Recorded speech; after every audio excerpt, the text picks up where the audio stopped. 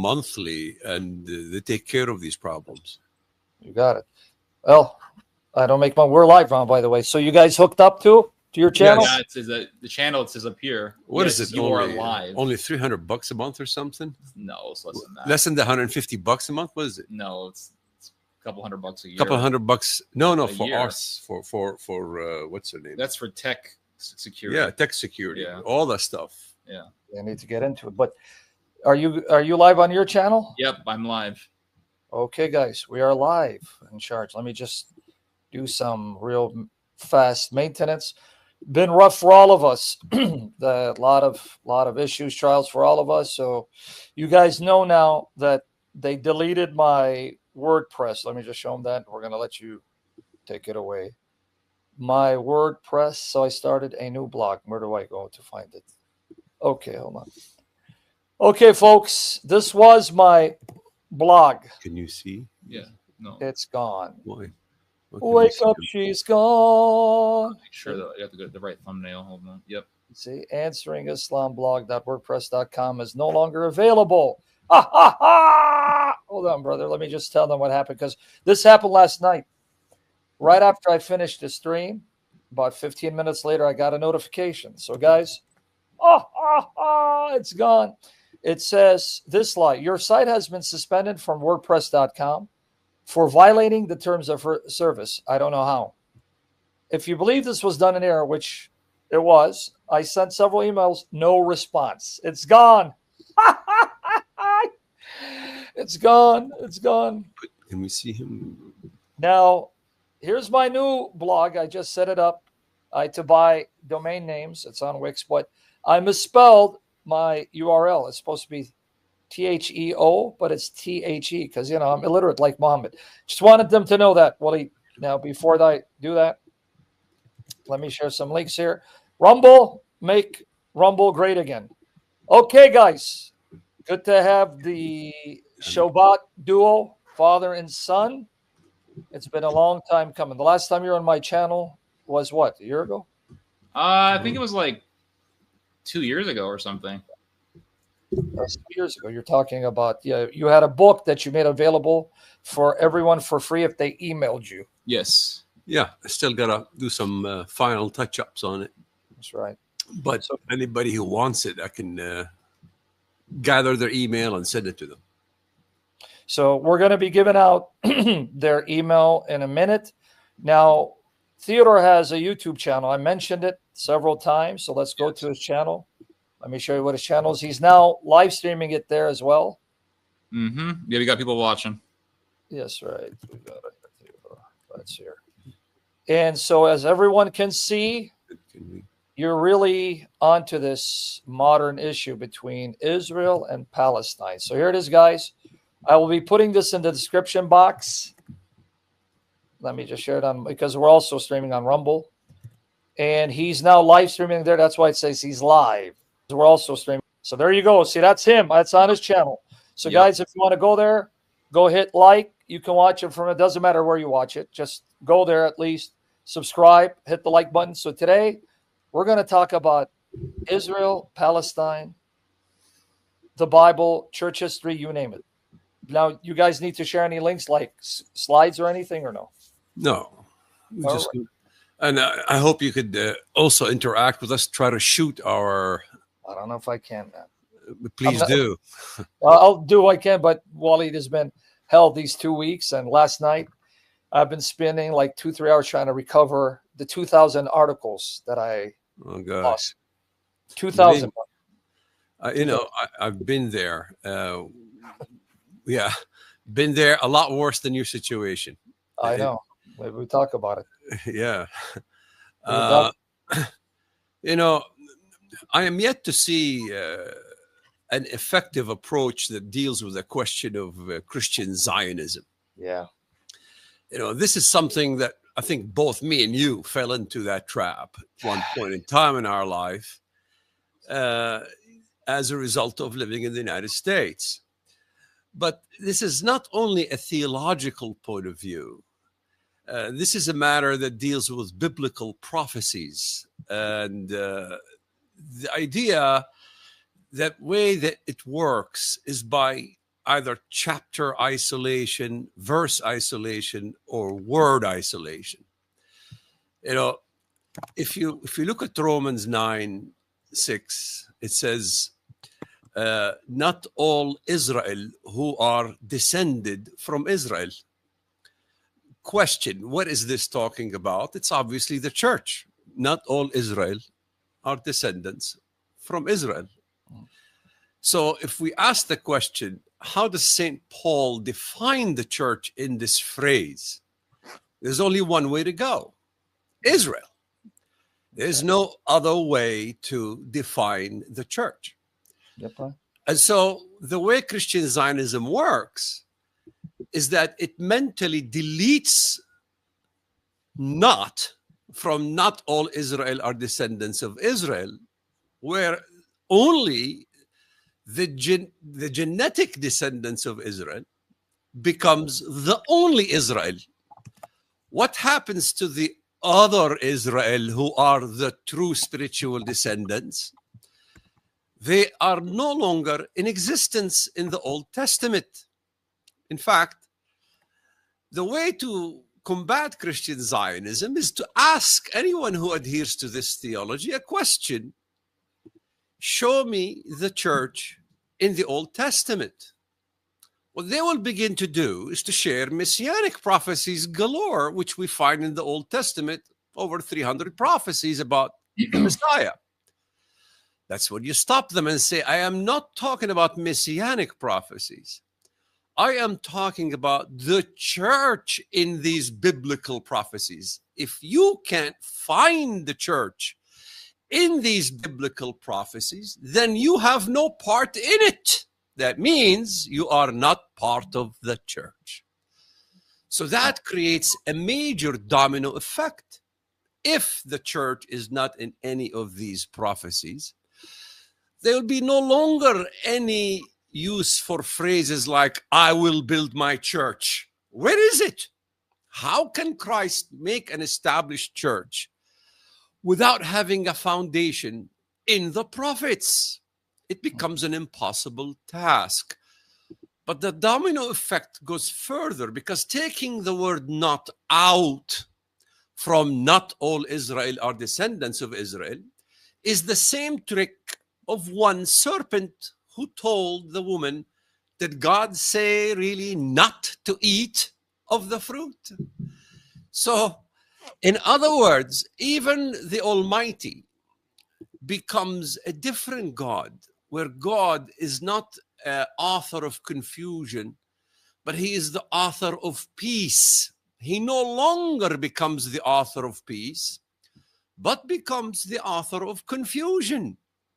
Peace will no longer take effect in the mind of the Christian Zionist, because the suffering that is caused by the Zionist state that he supported to birth is now committing genocide, not just in Gaza, but now Syrian must kill Syrian, Egyptian must kill Egyptian, Iraqi must kill Iraqi to establish the greater Israel. The question becomes, is where do we find this greater Israel anywhere in the New Testament?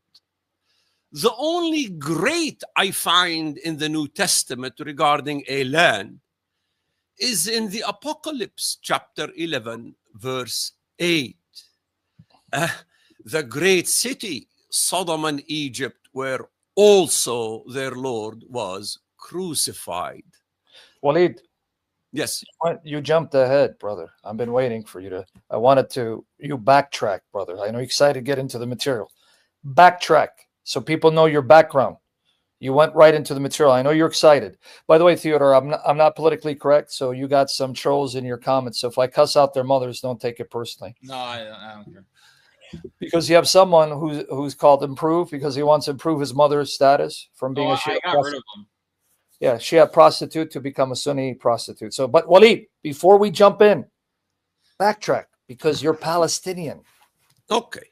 That's what I wanted to let them know about you, Palestinian. Why? Because I started looking at the biblical text at 5th. Yeah. Oh, we're going to get there. We're going to get there. I want them to understand your background why this relevant. Because first of all, for people who don't know you, No problem. You'll be the psychiatrist. I'll be your first I patient. will. Yes, sir. I will first ask you the question so they can see your journey. Yeah, You lay you down and were- start from the beginning. Yeah, but you were. Yeah, I started looking at the biblical text at 5th grade. I got my first Arabic Bible in 5th grade, came in the mail. The first thing I got in the mail was a Arabic Bible. They said, write, people in the school said, write something called the Voice of Healing in Jerusalem and ask them for a Bible. They send you one. And I did. And I got an Arabic Bible. And I poured into the book of Daniel and the Apocalypse of St. John heavily since I was in 5th grade. A lot of the things I studied, I could not comprehend. Of course, you're still at 5th grade.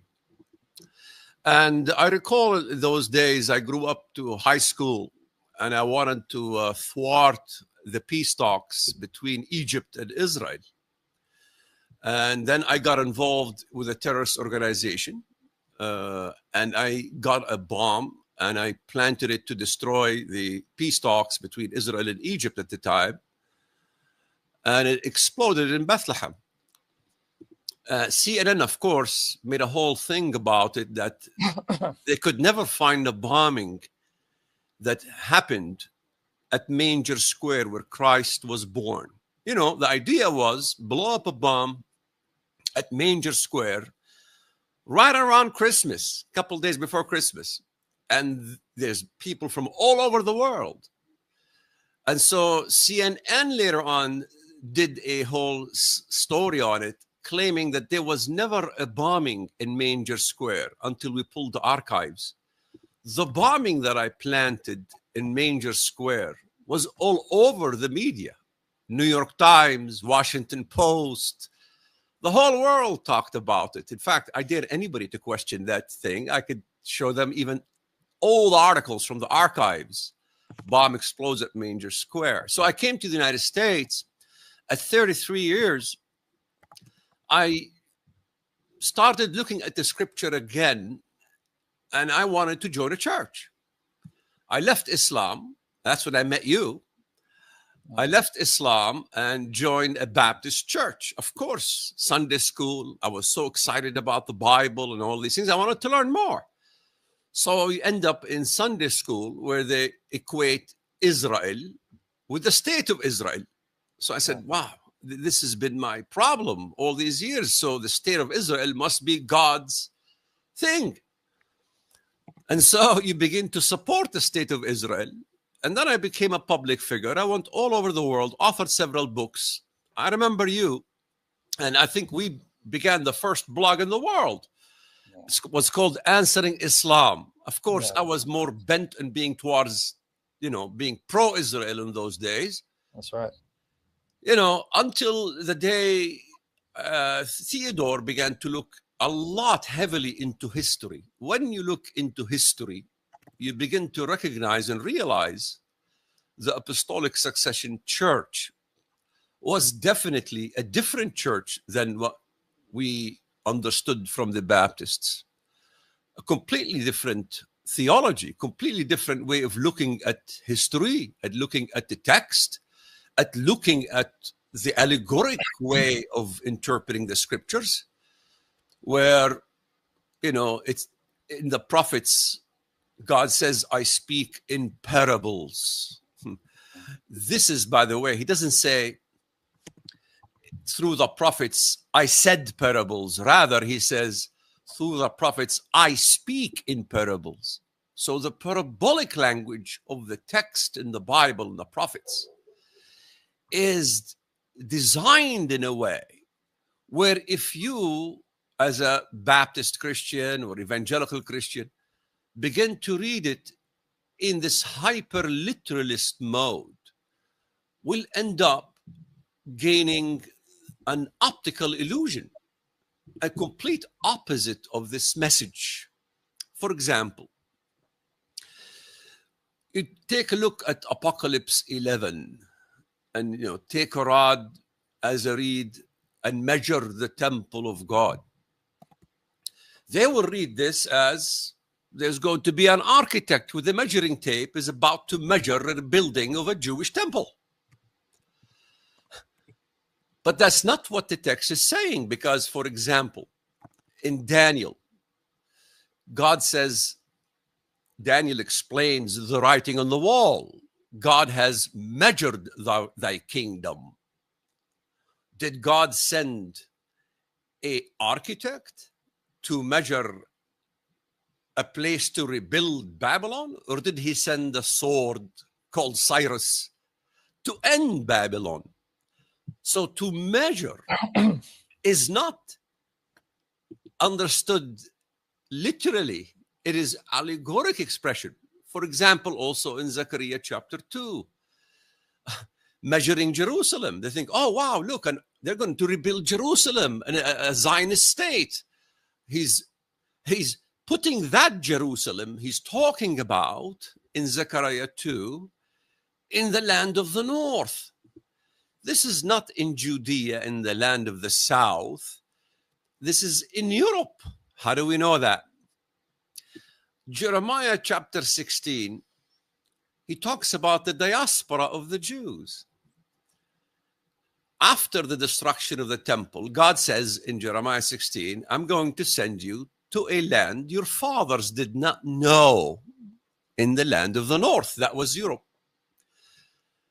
And so, how could that prophecy be speaking about the exile to Babylonia or to exile to Persia, which their fathers knew? Abraham knew Babylonia. The Jews knew Persia. They've been there as captives. And so this is a land your fathers did not know. That's the diaspora. So the question really hedges on this land of the north. Why is God measuring a Jerusalem in the land of the north, and he tells them to escape? You know, the idea of come out of her, my people, encompasses much. And so the land of the north, this is a land that still remains uncharted, undefined, and undiscovered. You could spend the years of your time looking at all the scholars to see how do they define this land of the north. But the land of the north is divided into three substructures. The land of the north encompasses the centers of the Roman Empire, divided into two spheres, an Eastern Empire and a Western Empire. So when we talk about St. John, who talks about mystical Babylon, or he talks about the beast and all these different things, or Daniel talks about this beastly figure, and all these allegorical usages that speak of the Roman Empire, which has been really the dominant view, whether you talk to Catholic or Orthodox or even Protestant, that is a composite of the Roman Empire. But that Roman Empire was divided into two spheres: Eastern, Byzantium, and Western Europe, Rome. But there is another sphere for the land of the north that exists to the north of the Roman Empire. That would be the Slavic world, Russia.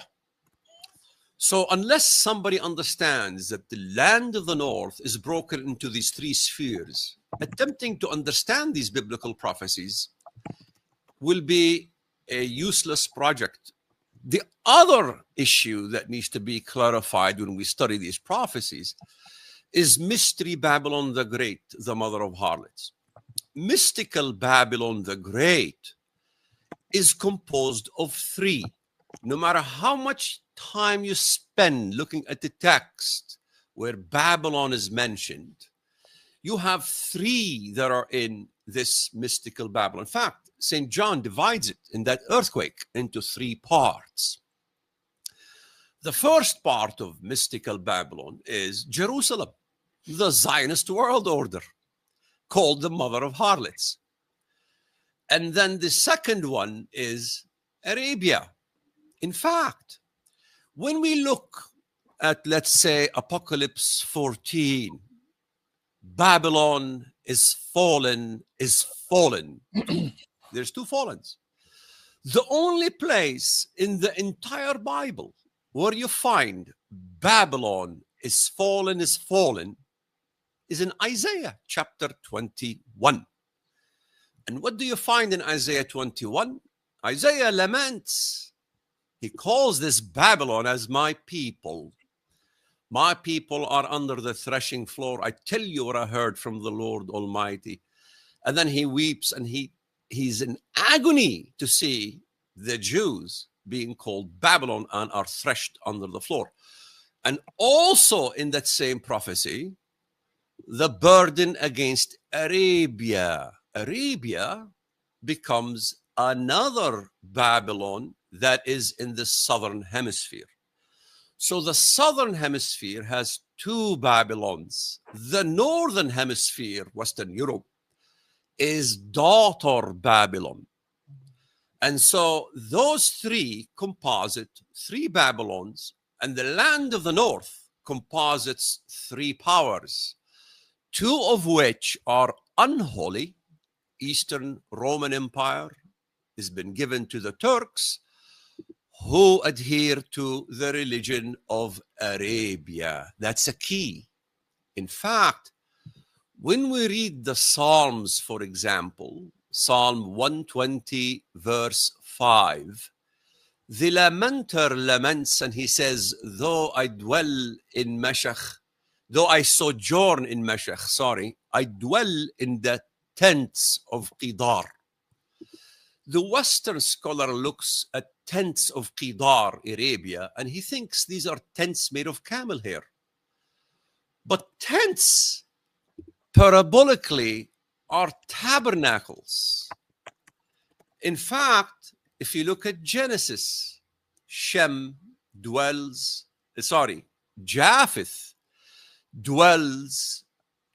in the tents of Shem. In other words, Shem, the Jewish world order, is no more. The religion is no more. The tents, the tabernacles that were intended for Judah, he lost them. The one who moves into those tabernacles will be Japheth, the Roman Empire. Had Israel studied just that one verse, they would have prevented themselves from making a revolt against Rome. And so tents are tabernacles. This becomes significant. Why? Because there is a question that no Zionist or Christian Zionist was able to answer. That question comes from God Almighty. The question of Ezekiel 38:39. I'm sure you studied that prophecy. It is about a war of Gog and Magog. They invade the mountains of Israel and they fall on the mountains of Israel. You think in your mind that this event is going to be Russia invading the state of Israel and are destroyed on the mountains of Israel. By far, the reverse is absolutely the truth. Gog is not invading the state of Israel at that point. He does invade the state of Israel, he destroys it. So the question becomes, why is it in Isaiah that we find the state of Israel destroyed with Arabia? By the way, those are two strange bedfellows that are collaborating together these days with the UAE, Israel, and Saudi Arabia. And how is it destroyed by Persia? Because it says in Isaiah, Elam, and from the south, the desert, which is Yemen. Those two are the main regional enemies of both Arabia and Israel. How is it that in Isaiah 21, Israel is destroyed, yet in Ezekiel 38, Israel is victorious? The problem with all these prophecies, where we find a destroyed Israel and a victorious Israel, is very simple. these do not identify the difference between the descendants of Israel versus not all who descend from Israel are, So in other words, the church is victorious, yet the descendants who remain outside the church, insist on the genetic Israel, are destroyed. How do we know that? There is a question in Ezekiel 38:17. Now, this is a question God asks. That question sat dormant for over 2,000 years, with no scholar has ever answered the question. What does the question say in Ezekiel 38:17? God confronts Gog with a question. He says, are you not the one who I spoke through the prophets and the servants of Israel in those days that you will come against them? The word prophets is in the plural form. But in Ezekiel, or in the Old Testament prophets as a whole, Gog is only mentioned in one book, Ezekiel. Did God make an error? Or do we not understand that Gog has other nicknames besides the name Gog? What are those nicknames of Gog? Where are they? That homework takes years. So the question that no scholar can escape is this one. Where is Gog in the book of Daniel? Keep in mind, if you ask the Christian Zionist, Gog is in the prophets. Where else is Gog besides the book of Ezekiel? Well, that's when they are stuck, because there's only one Gog in the New Testament, and that is in Apocalypse chapter 20. But that Gog in chapter 20 of the Apocalypse, they reject being the same Gog of Ezekiel 38. What happens to the millennial theory that Christ is going to reign for 1,000 years? It's out the window.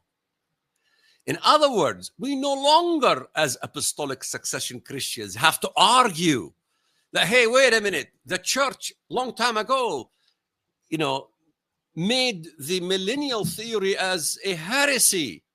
Well, we don't believe in those, church fathers. We only follow the scriptures. So if you follow the scriptures, God himself condemns the 1,000-year reign, because now you have to configure that you misunderstood the whole thing about the 1,000-year reign. That question in Ezekiel actually destroys not just Protestantism, but rabbinic Judaism and all the isms and all these crazy theories. Why? Because now you have to find Gog in the book of Daniel. This northern Gog in the book of Daniel, and no matter what caliber is the scholar, has no other choice but to find Gog in Daniel chapter 11, verse 21 to 45. It's the only place you can find. It's not the only place, but it's the main place to find the northern Gog in Daniel 11, verse 21 to 45. And by the way, it keeps from Daniel 11:21, he, till the end. It has no stop. Now, this becomes a key. Why? Because right after where Gog is talked about as king of the north in Daniel 11, the angel tells Daniel, this is sealed. This prophecy is sealed to the time of the end. If it's sealed to the time of the end, when knowledge increase, wow, that means knowledge, not knowledge in iPhones and technology, knowledge about understanding the mysteries of these prophecies. When that knowledge increases, then people will begin to understand them. Daniel himself asked the angel, what is the secret? What is the seal? And the angel told him, go your way, Daniel, for this is reserved for the time of the end. So if the seal of prophecy is reserved for the time of the end, how could the Protestant claim that he's been the main scholar that has been unlocking the prophecies of the Bible all these centuries, and laughs at the apostolic succession Christian because they don't really dig deep into these biblical prophecies because it's been designed for the time of the end? So what do we find in Daniel 11? In Daniel 11, we find an amazing story. We no longer can view Daniel 11:21-45 as the ancient Antiochus Epiphanes. Did Epiphanes not fulfill these prophecies? He did, but as a type.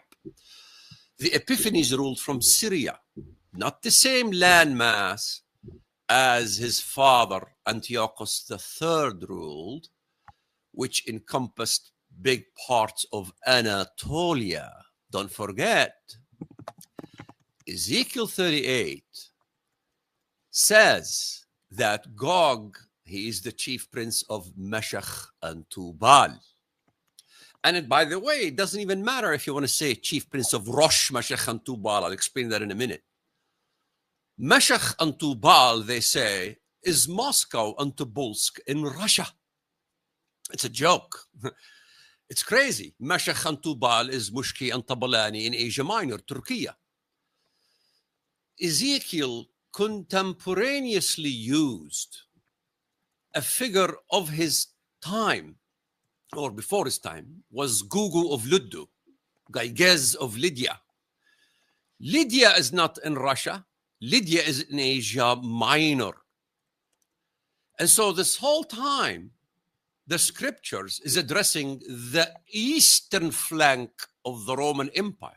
Remember, the Zionist Christian isolates Ezekiel 38-39 as a separate prophecy before the Battle of Armageddon, because he is confronted with what all scholars agree. Armageddon is a war with what used to composite the Roman Empire.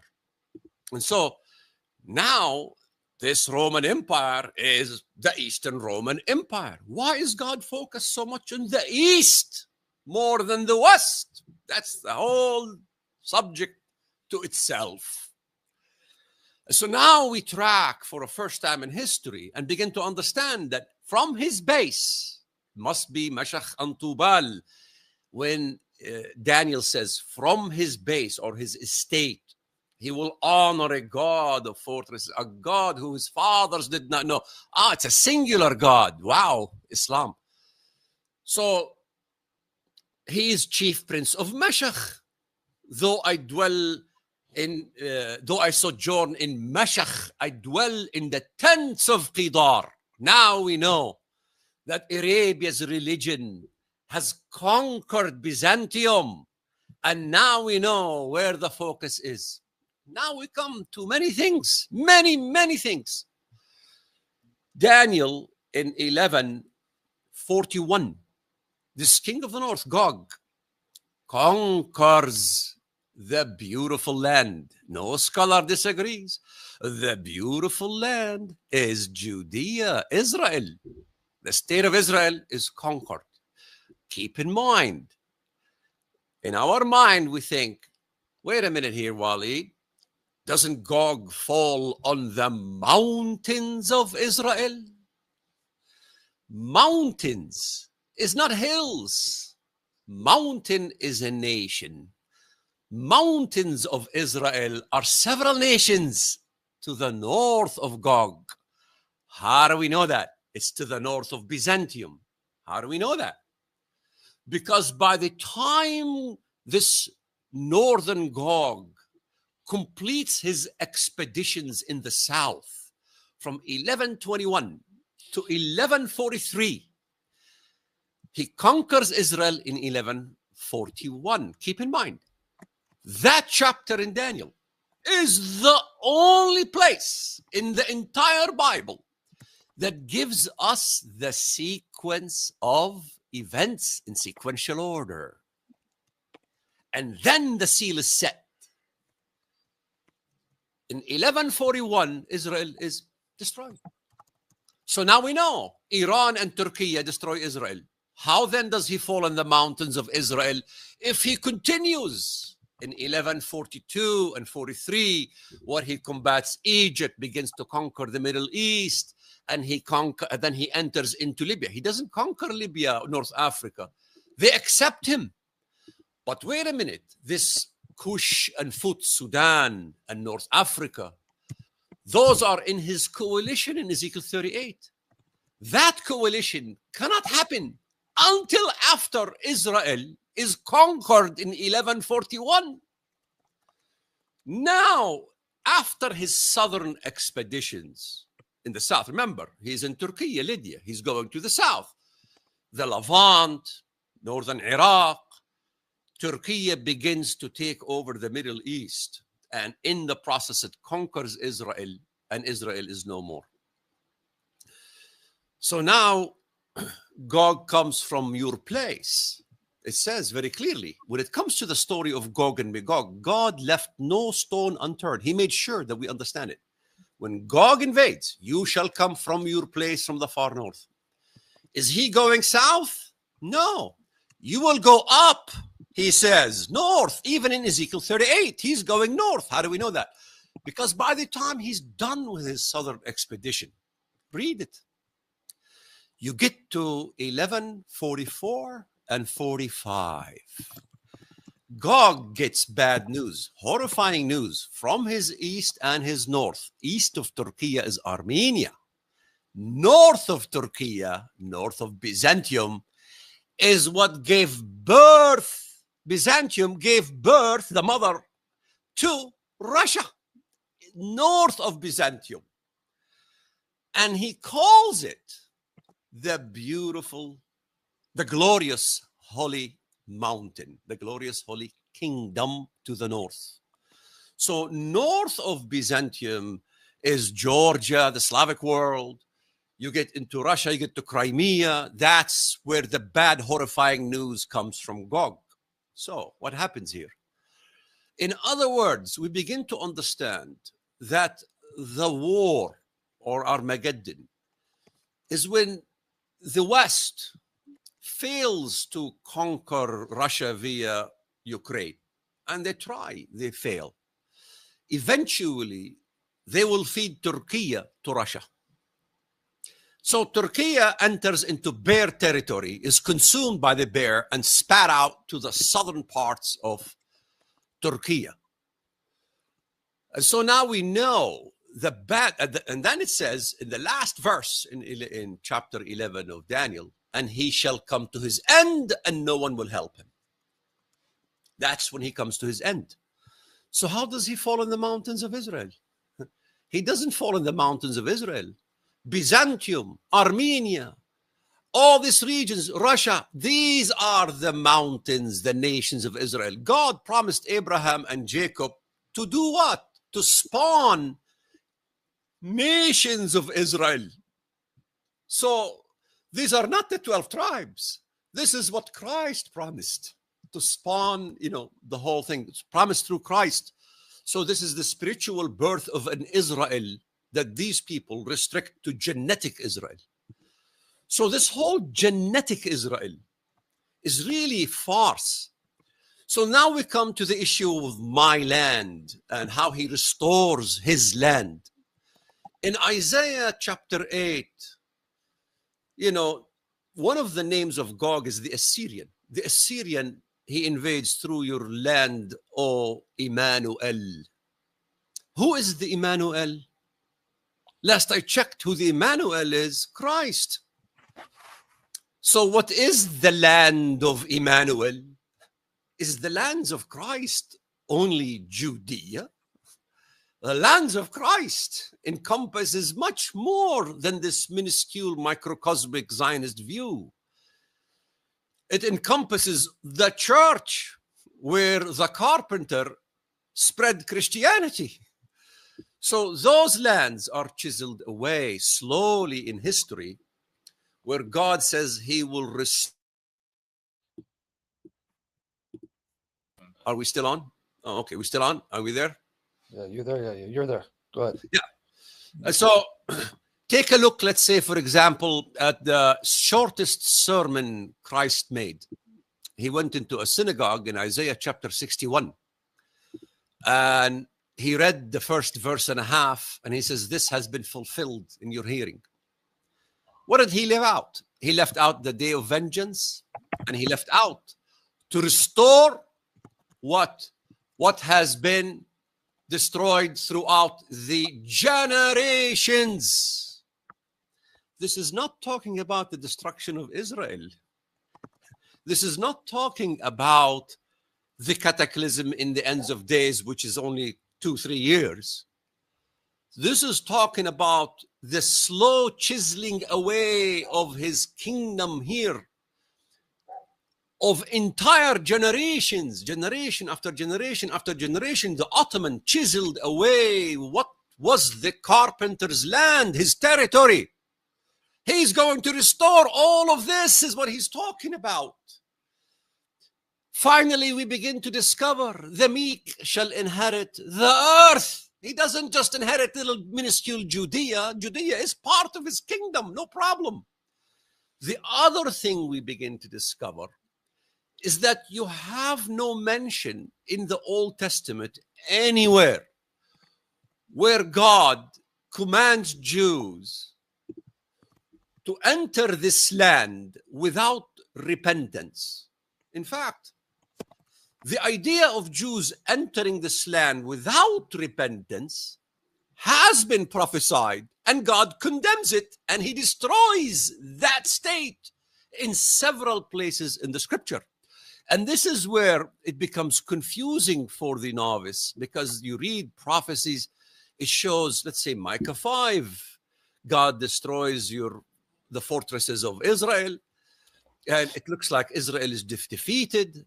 And you find all these prophecies about the defeat of the state of Israel. Then you find a conquering Israel is not the same Israel. And so the conquering Israel is the church. In fact, right there in Daniel 12, where the seal is put, right there, he says it, right there in verse 1. What does it say? And maybe I should do what you do to your audience. Maybe Sam, can you read 12:1? What does it say? Go ahead, read it. I wish I could. I don't have the Bible up. Oh, you don't? Okay. I can bring it up if you want. But I've been too busy. I've been too busy cussing out 3/4 of Theodore's chat numbers, because your son Theodore doesn't have moderation. So people are talking about anything but the subject. So I've been too busy cussing them up, but I can bring up the Bible. I may have to pay Theodore to make me a mod so we can clean the rats out, because they're not listening. Theodore, how much you want me to pay you? Cleaning the rats. Yeah, hold on. Yeah. You got people here manifesting in this comment section. They're not listening. So yeah, I know. This is America. What else can we do?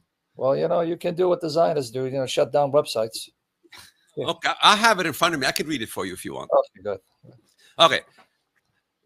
And there will be a time of distress, such as never occurred since there was a nation until that time, and at that time, your people, that is the Hebrews, everyone who is what?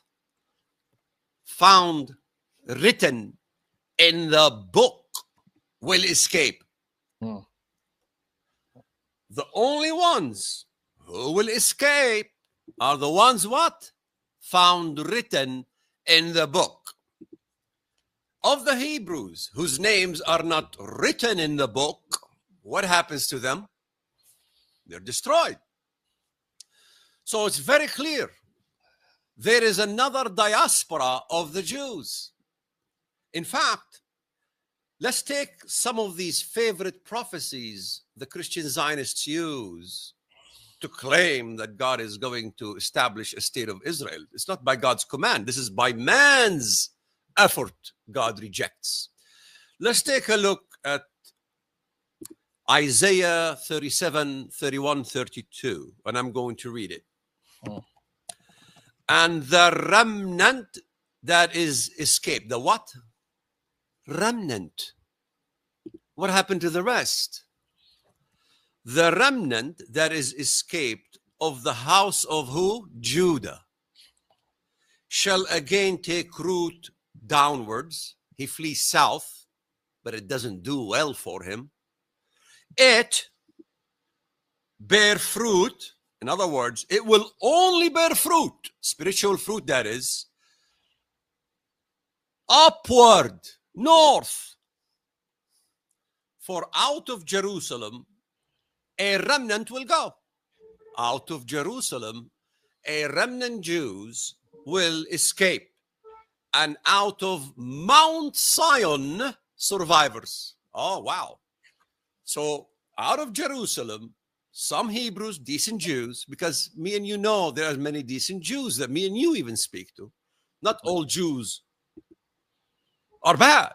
There are many decent Jews. So God has mercy on the decent Jews, and they bear fruit where? Upwards, north. Why north? Did you know that in the entire prophets, you could spend the years I did, you will never find any holy status to a nation in the south. Every holy status given in the prophets is north. God preserves a nation north of Byzantium to rescue the remnants and to also defeat Gog and restore the carpenter's kingdom. So, for out of Jerusalem a remnant will go, they will leave Jerusalem, and out of Mount Zion survivors, the zeal of the Lord of armies will perform this. It's a miracle. We find this in Obadiah. But on Mount Zion, there will be those who escape, and it will be holy. Ah, that's the only ones that will be holy. Confirming Daniel, the ones, their names written in the book will be holy. Those are the only ones that God will rescue. So the remnants escape out of Jerusalem and head to a northerly Mount Zion. And then from holy Mount Zion in the north will come the survivors. And then they will go to the New Jerusalem, not the old Jerusalem.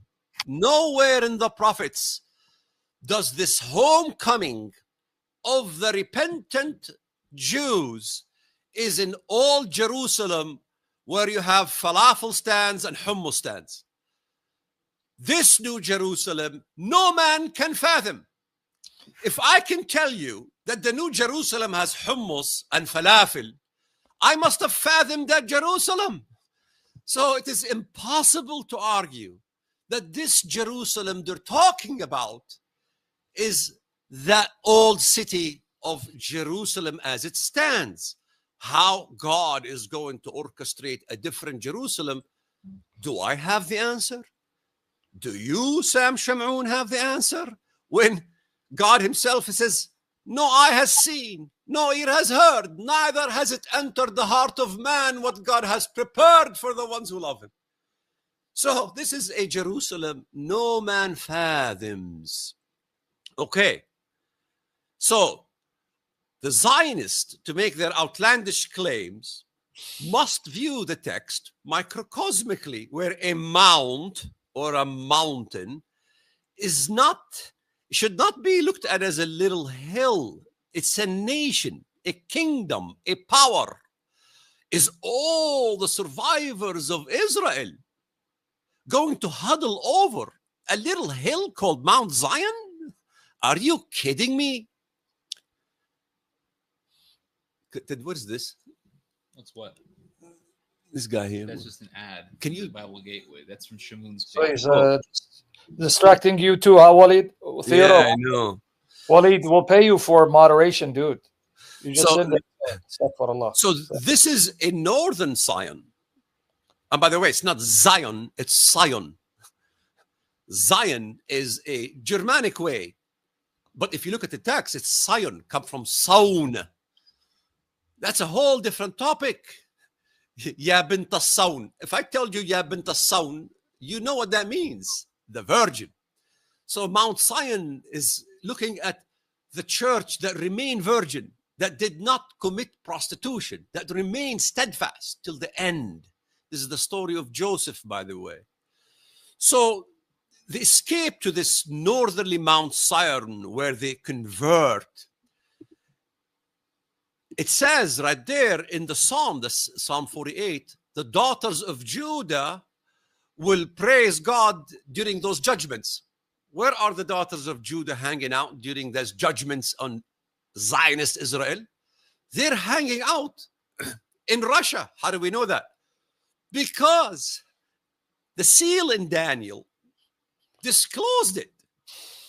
Where 44, 45 in Daniel 11, it calls it the glorious holy mountain, the holy kingdom. And by the way, he calls Judea the beautiful land is not a compliment. It's an insult. Lot, when he sat with Abraham, he says, I want Sodom. It's a beautiful land as the garden of God. So Sodom was called the beautiful land. That's why he never called Judea the holy land. This matches exactly what St. John says. Sodom and Egypt, where also their Lord was crucified. And St. John made sure we understand that one. Where our Lord was crucified is no question in Jerusalem. And so now we begin to understand where this holy city that is trampled, is invaded. So where is this northerly Mount Sion? It occurs 18 times. We find a reference to Mount Sion in Psalm 48, where the daughters of Judah, quote, shall rejoice because of your judgments. Psalm 48:11. Where are these Jewish girls hanging out when these judgments commence? The answer is in the same psalm. Mount Sion in the far north. Wow. So you can't say, oh, this is only one verse. That one verse dictates all the other verses about Mount Sion. And by the way, this is confirmed by the prophet Jeremiah. In Jeremiah 3:15, what does he say? And I will give you shepherds, priests, according to my heart, which shall feed you, the Hebrews, the remnants who escape, with what? Knowledge and understanding. What knowledge? What understanding? Let's continue the prophecy. To claim that Jeremiah 3 is the return of the Jewish exiles in 1948 has a major dilemma. Look what it says.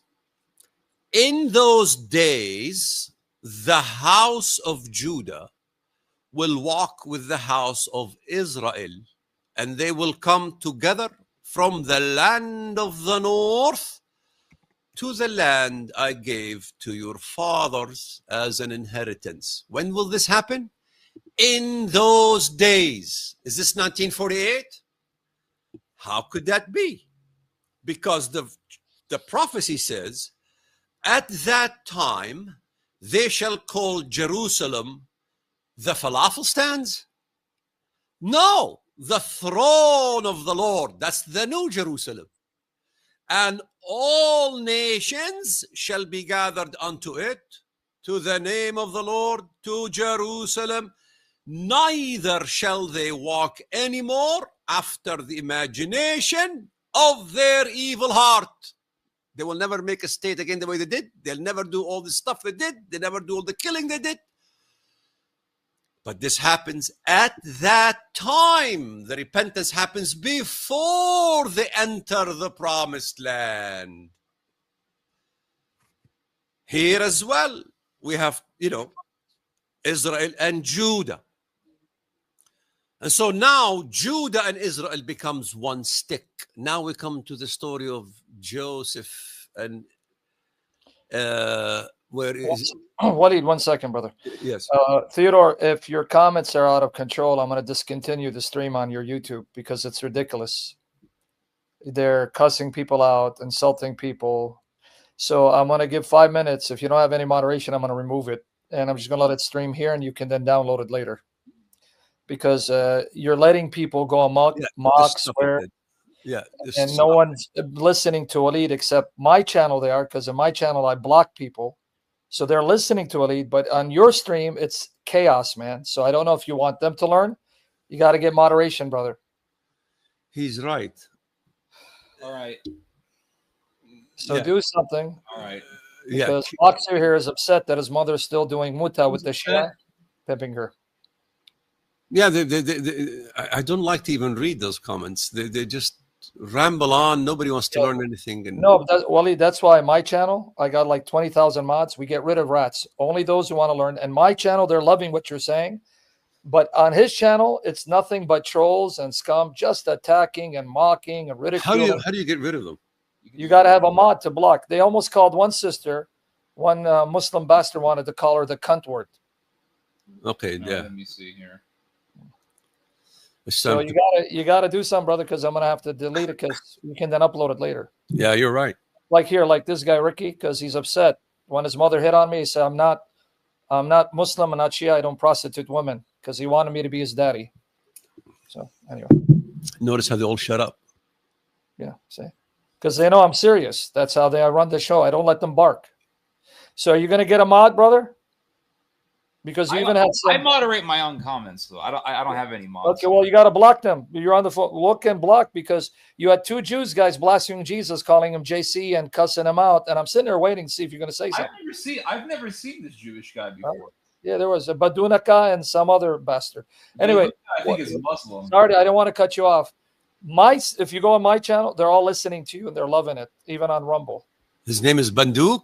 Bandunika and some guy Yabal. You know what banduk means, right?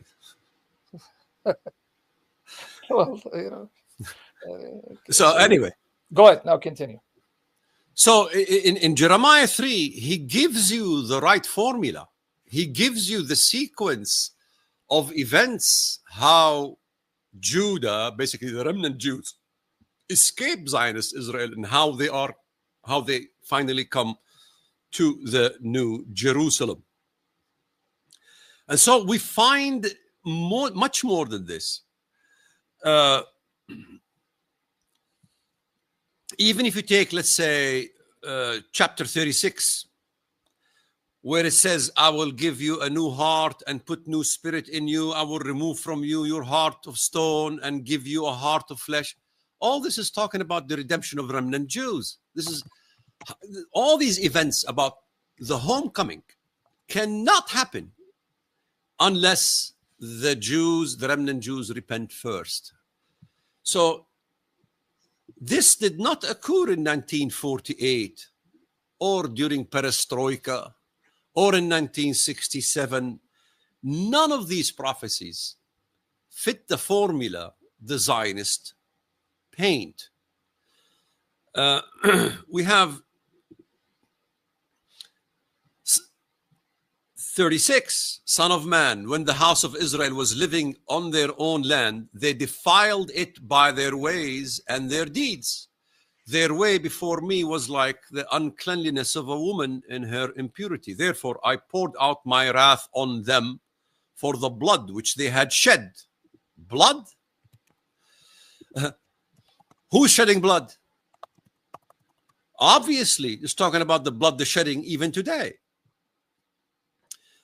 In fact, even if you take a look at Ezekiel 39:23, the very prophecy the Zionists use, supposedly, that Netanyahu defeats Russia. Are you familiar with that prophecy, right, Sam? Yeah. That Israel defeats Russia. In that same prophecy, what does it say? It says, the nation, read the chapter Ezekiel 39:23. You want me to bring it up? The nations, sure. The nations will know that the house of Israel went into what? exile for their what? Wrongdoing, because they were disloyal to me and I hid my face from them. So I handed them over to their adversaries. Who's that? Gog and Magog, Iran. And all of them fell by the sword. How good is your math, Sam? You good in math? Well, I had a hard time in kindergarten. I don't know. What is all of them? All of them means 2 minus 8. All of them fell by the sword. So here you have even Ezekiel 38, 39, compatible with Daniel, compatible with also Ezekiel chapter 15. In Ezekiel chapter 15, it says, let me pull that one out. As you do that, Theodore, you see I've been putting on a screen for you for 5 minutes, and the guy's manifesting. Look at his comment, buddy. And then he's manifesting like his own mother. So he just told someone, you know, take my dick out of your mouth. Yeah, so Yeah, he's still commenting, brother. Brother, I swear, I'm going to give you another minute to manage it. If not, I got to disconnect. So don't take it personally. I got rid of that guy. Yeah. No, okay, well, he just commented again right after that. But anyway, brother. Yeah. I got rid of him. Okay. Go ahead. So now we understand the right formula. Now we come to Ezekiel chapter 15. Very important prophecy. Look what it says. 15 verses 6 to 8, if you want to pull that out. Yes. 15 verses 6 to 8. And you said Ezekiel, right? Ezekiel 15, 6 to 8. Okay, I'll open up the entire chapter. Hold on. Let's go to 6 to 8. Okay, right here. Yes. What does it say? Therefore, thus says the Lord God, like the wood of the vine among the trees of the forest, which I have given to the fire for fuel, so I will give up the inhabitants of Jerusalem, and I will set my face against them. They will go out from what? One fire, but another fire shall devour them. So you have the first Holocaust. There is a second Holocaust that this time will happen in Jerusalem. My gosh, I remember when I was a kid, we used to go to the YMCA. And every time the bus passes by a certain area, the bus driver says, this is where the Jews will be gathered and burned in Jerusalem. I used to like, what the hell is he talking about? He seems to understand these prophecies more than me by being taught by most likely, you know, priests and things of that sort, you know, from others. But, you know, there's a place called Tophet, you know, and that's where the burning takes place. And so this is definitely speaking of another Holocaust. And if in doubt, Ezekiel, this same burning is described in Ezekiel 22 verses 19 to 24. He describes the coming Holocaust. He says, you have become waste metal. You want to pull it up at 22, Ezekiel 22, 19 to 24. Exactly. Yeah, I will read my version. What version are you reading? I use all kinds of. Yeah, I can use whatever you want. It's up to you. But yeah, I don't know which one I have here, but I have, you know, I usually go to the Arabic, Hebrew, and I see the best one, and I use that one. He says, you have become waste metal. Therefore, behold, I am going to gather you into the midst of Jerusalem as they gather silver, bronze, iron, lead, and tin into the smelting furnace to blow fire on it in order to melt it. So I will gather you in my anger and in my wrath, and I will place you there in Jerusalem and melt you. And I will gather you, there's your regathering of the Jews, and blow on you with the fire of my wrath. and you will be melted in the midst of it as silver is melted in the furnace. So you will be melted in the midst of it, and you will know that I am the Lord, have poured out my wrath on you. And the word of the Lord came to me, saying, Son of man, say to her, you are a land that is not clean or rained on in the day of indignation. Wow. Count 1. Verse 22, 22, 26. They have done violence. Count 2, quote, her leaders within her are like wolves tearing the prey by shedding blood and destroying lives in order to make dishonest profit. 22 verse 7. Count 3, practiced extortion. This is not my words, that's the text. Practiced extortion and committed robbery. 22:9. Count 4, they have oppressed the poor and the needy. 22:9. Count 5, have oppressed the stranger, the non-Jews, without justice. What we see happening to olive groves by the hoodlums and these, settlers. They burn holy olive. Sam, me and you know, olive is holy. Yep. They burn the holy olives. They steal the holy olives from poor people. Count 6, falsely interpreting the signs by, quote, saying, this is what the Lord God says when the Lord has not spoken, interpreting the biblical prophecies falsely. All this seems to fit the daily headlines me and you watch, including how these falsely interpret the prophets. Even Amos 1 verse 6 prophesied about the offenses of Gaza. Wow. Quote, they led into exile an entire population. They're going to take the people of Gaza and throw them to Jordan. Israel will throw the Palestinians out of Gaza to Jordan and will rebuild it, but the outcome will be dismal. The prophets foresaw the future news headlines, and if my interpretation are unconvincing, perhaps Isaiah can clarify this confusion. Look what he says, Isaiah. Listen to this, Isaiah 48 verses 1 and 2. 48, 1 and 2. Listen to this, you descendants of Jacob. Who are those? The Jews. You who are called by my name of Israel. Wow, you call yourselves Israel. And come from the line of Judah.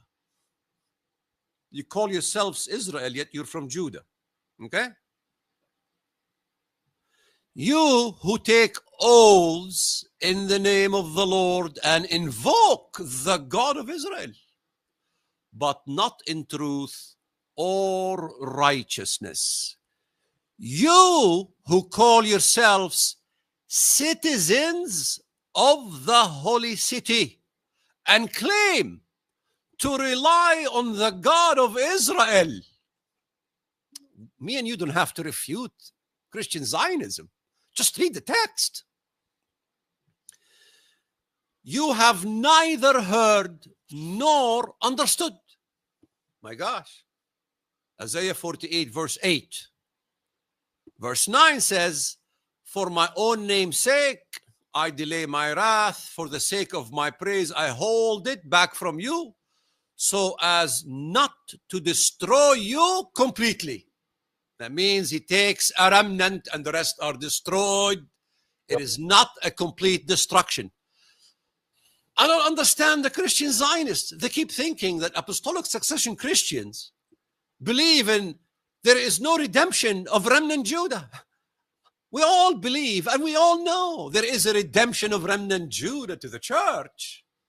What is the big fuss all about?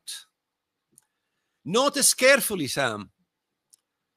These hoodlums are of Judah, yet by calling themselves Israel is a case of stolen identity. By calling themselves citizens of the holy city, Isaiah foretells the illegitimate establishment of the state. No one can call Sodom a holy city. This denouncement includes their oaths and their supposed reliance on God. Their claim of citizenship in the holy city is false. Besides denouncing their citizenship, even the name these Jews gave themselves, Israel, is illegitimate, unauthorized, barred, illegal, forbidden, unwarranted, and fraudulent. These stain the name of Israel. God even sends them this message: I delay my wrath so as not to destroy you completely. God saves a portion who joined the true Israel and then allows Gog to destroy the rest. That is, the Turks will destroy Israel. While Ezekiel 15 gives the judgment, that is the second Holocaust, the following chapter, Ezekiel 16, gives the reason. Jerusalem becomes a mother of Sodom. This is a parable no one understood. It is a similar parable to how St. John describes Jerusalem. If this parable is a historic event, when was Jerusalem judged for becoming a sister and a mother of Sodom? Here's what the prophecy says.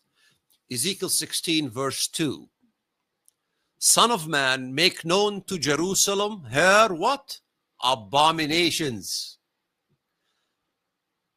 And then he talks in verses 54 to 57. He says, however, I will restore the fortunes of Sodom and her daughters, and of Samaria and her daughters, and your fortunes, that is Jerusalem, along with them. There is the restoration of Jerusalem, which God mocks, so that you may bear your disgrace and be ashamed of all you have done in giving them, that is Sodom and Samaria, comfort. You gave this whole ideology about the homosexual, the LGBT, throughout this history. You gave them comfort. You're the ones that promoted homosexuality. By the way, the Holocaust happened after the Jews turned Berlin into the most elaborate Sodom the world has ever known. Berlin was turned, I mean, the Hirschfeld Library. Ted, you can talk about that. You know, what... Yeah, you know, elaborate on that. You're saying Berlin was turned into you have the Hirschfeld Library. They were doing surgeries to change male sex to female. All this gender stuff was going on before the war. Wow. Were mostly Jews. They were there's a whole documentary you can watch. It shows how much the Jews really did in Berlin to this is, by the way, is not an anti-Israel documentary. It's just a documentary on World War II and why Hitler was mad and why these books were burned. You know, that Hirschfeld Library, all these books that were burned. They were burned because they were all advancing homosexuality and all these things.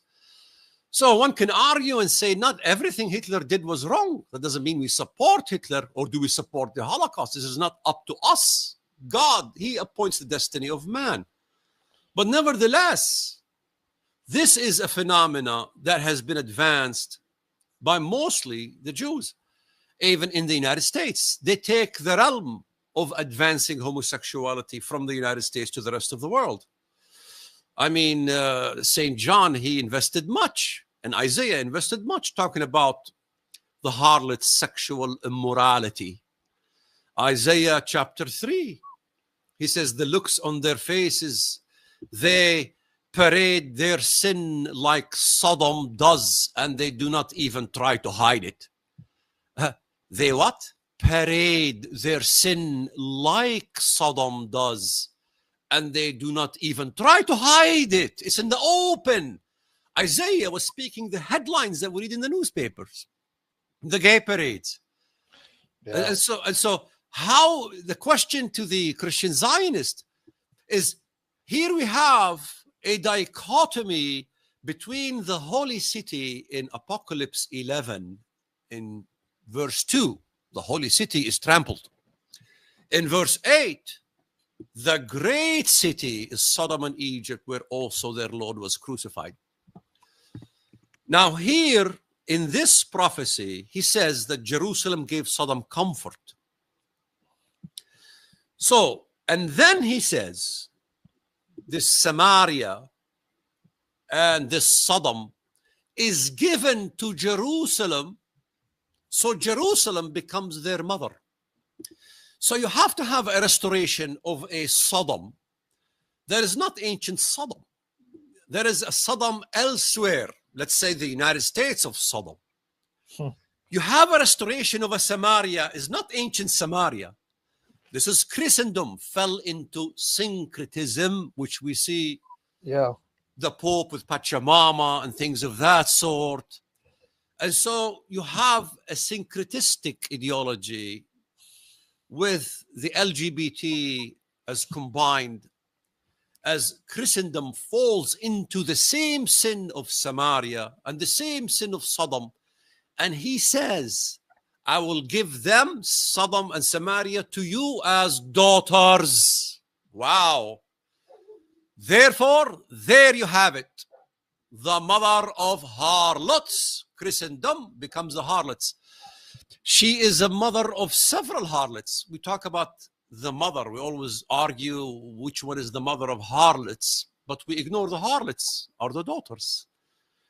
So the nation states that God views as Sodom or LGBT, support LGBT or give comfort to LGBT, those are viewed as the nations or daughters of Sodom. And he also calls them daughter Babylon. So here you have Jerusalem being a mother of harlots, very clear. And she drinks this cup. She partakes in this cup. In fact, the golden cup. Let me pull that verse up. Give me a second here. In the apocalypse you're talking about? Yes, she is given a golden cup. Wait. For the people who kept hearing you say apocalypse, he's talking about Revelation. Most Protestants call it Revelation. But Orthodox Catholics call it the apocalypse. So I don't want them, Yeah, Orthodox call it apocalypse. Revelation means apocalypse. Yes, exactly. But a lot of people may not make that. And like, what is he talking about? What book? Apocalypse is simply transliteration of the Greek, guys. Revelation is English. So apocalypse means revelation. Revelation. We get it for you anyway. Okay. Oh, we get it for you. Just because people may wonder, what is he talking about, the apocalypse? I didn't have time to mention that earlier. If you wonder why I'm getting allergies. See, we're under severe demonic attack.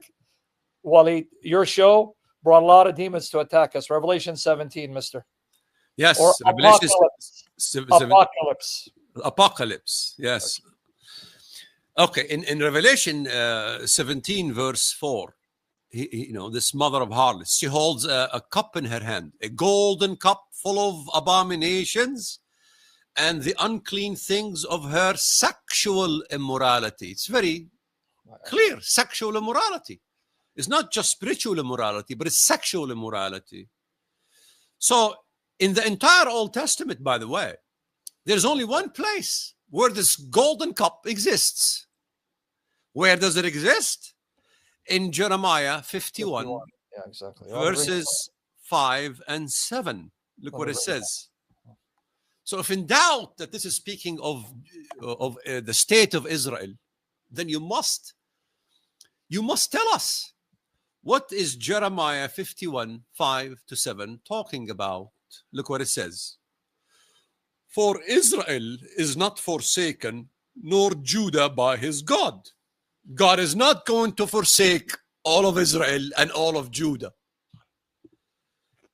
Though their land was filled with sin against the Holy One of Israel.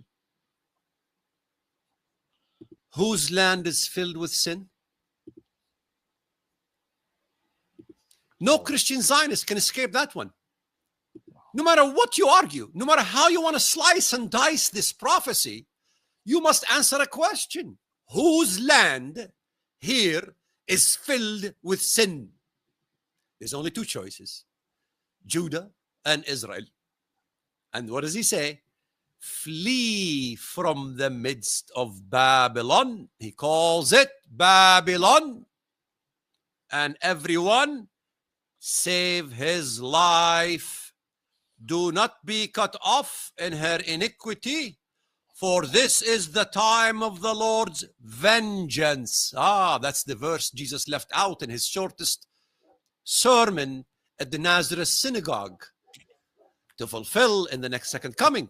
Exactly. So who destroys Jerusalem? Christ allows the destruction of Jerusalem. He commands the destruction of Jerusalem. He shall recompense her. Babylon has been the golden cup in the hand of the Lord, intoxicating all the earth. The nations have drunk of her wine. Therefore, the nations are going insane. Who's going to be part of this conundrum? The Christian Zionist. Who's telling the Jews to leave the land? Sam Shamoun, the Palestinians, the priests over there, everybody else saying you need to leave this land. You cannot do what you're doing in this land. You're killing people. You need to get the hell out. Who's going to insist? Telling the Jews, hold your ground while they're raptured and don't give a damn about them. Exactly. Who's that? The Christian Zionist. Who has more blood on their hands? Yep. Do you imagine that God is not going to require this blood? Do you imagine that if you say, the hell with the Egyptians, the hell with the Syrians, the hell with the Libyans, the hell with the Iraqis, let them kill each other as long as the descendants of Israel are protected to establish a greater Israel? Yeah. Do you think God is not going to require that blood from your hands? And by the way, that blood is even more. It's not only the blood that is spilled in the Middle East, quenching the soil of the Middle East. It's blood that is also the Chinese. They claim that the 200 million man army is from China. Yeah. So 200 million man army is going to die invading Israel. So we better destroy them before they get there. And by the way, Isaiah 49, he redeems Synagogue, China. Scholars agree, Synagogue is China. God redeems China. Why? To destroy Babylon. There's so much in these mysteries. And so then what else is not enough? The Middle Eastern blood must be shed. 200 million Chinese must die. But there's more blood to spill. The blood of the Slavs. It must go. How come? It's the nations God is going to redeem in Isaiah 11. He calls them Israel. God lifts up the banner for the Gentiles, and they come from Egypt, from Pathros, from Syria, Hama. They come from all over the place, and God calls them Israel. How about Isaiah 17? Isaiah 17. They really, I remember I used to do interviews a while ago, and I used to tell us about Isaiah 17. I go like, what do you keep talking about Isaiah 17 for?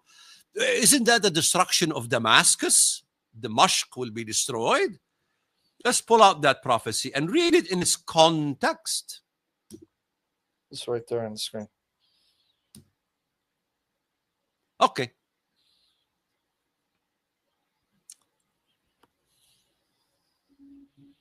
My eye. Alrighty. Hold on a second. Let me pull it up. Yeah, so it's on the screen too. Oh, it's on the screen. Yeah, I've been bringing it up. Behold, Damascus will cease from being a city. Well, who's calling to destroy Damascus all the time? And it will be ruinous heap. The cities of our were forsaken, and so on and so forth. The fortress will also cease from Ephraim, the kingdom from Damascus, and the remnants of Syria. Who? The remnants of Syria, the refugees of Syria. What happens to them? They will be as the glory of the children of Israel. God is going to redeem the refugees of Syria. Now you understand why there is such hatred against the refugees.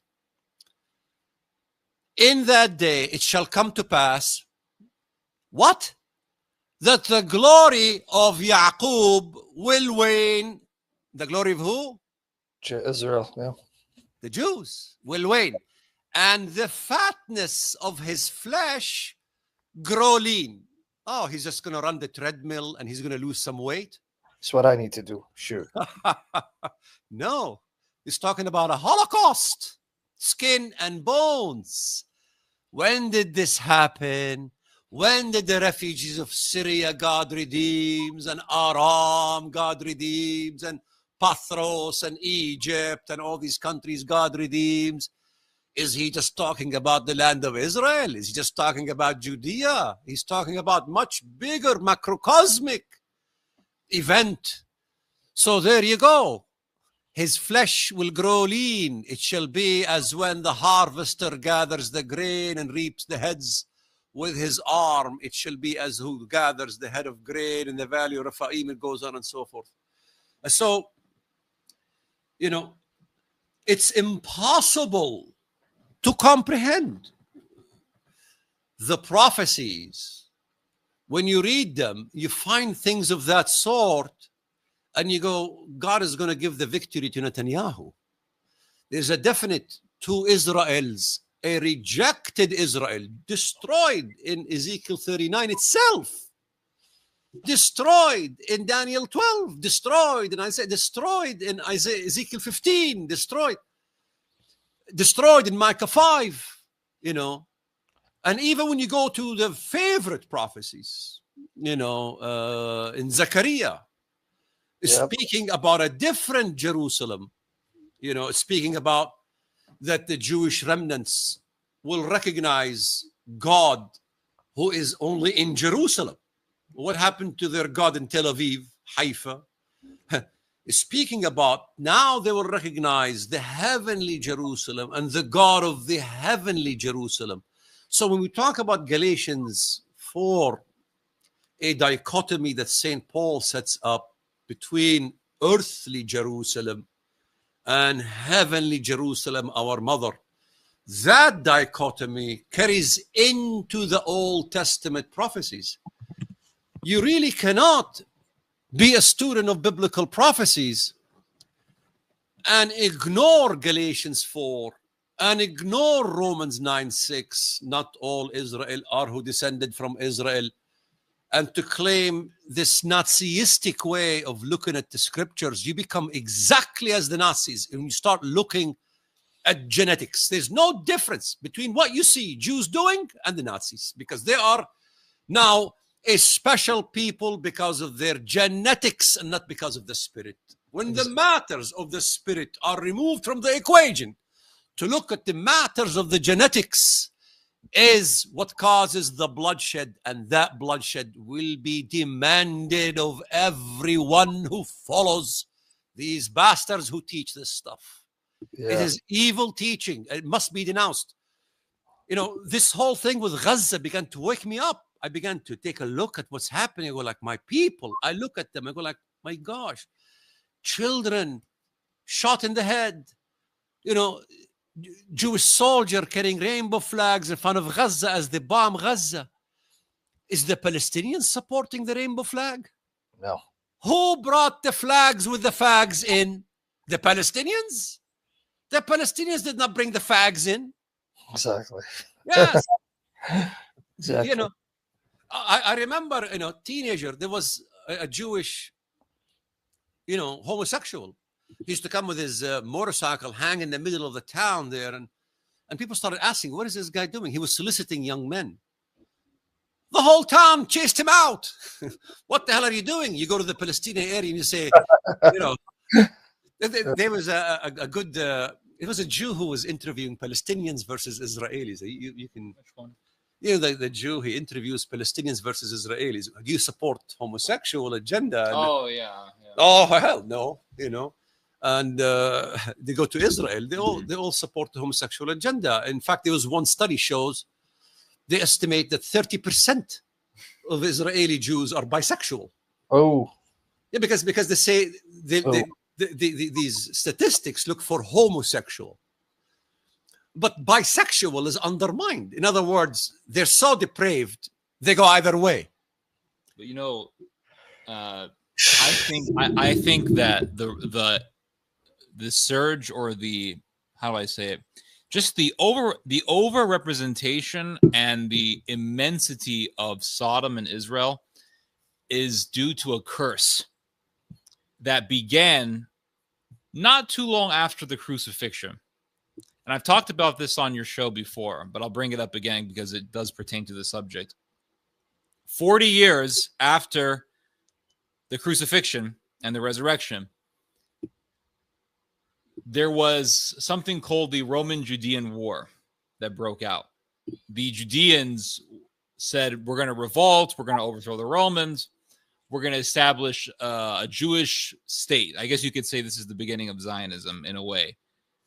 And there were, but the thing about the Roman-Judean War is that it wasn't just Romans versus Jews. It was, to a great extent, Jews killing one another. And if anyone wants to challenge me on this, I'll just tell them to actually take the time to read Josephus's history on the Roman-Judean War, which is our main authority, arguably our only authority, or our only firsthand account on the Roman-Judean War. I mean, you can go to the Talmud, but the Talmud is extremely biased and has a whole bunch of folk tales in it. But if you read Josephus's history on the Roman-Judean War, a huge portion of that history is covering the Jewish civil war that was going on at the same time. And so you had different factions of the Jews that were killing one another. You had the Zealots on one side, and then on the other side, you had the Sadducees / Pharisees. And the Zealots ultimately took over the city of Jerusalem. They butchered the Sadducees. They butchered anyone who disagreed with them. They butchered the Pharisees.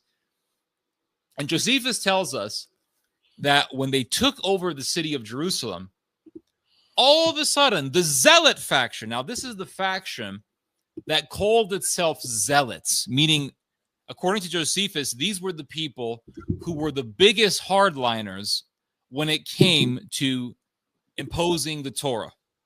So these were hardcore. You could say they were like Wahhabis, but for post-Christ, post-crucifixion Judaism. And Josephus tells us that all of a sudden the Zealots became homosexual. Oh. Very few. I could only find 2 historians who bring this up, by the way, who reference this account from Josephus. But Josephus tells us that men began to go with men, and they began to put eyeliner on, and they began to put dresses on. And Josephus tells us that while they were dressed up in women's attire, they were butchering people. So thus begins this trend of homosexuality amongst the Jews after the crucifixion.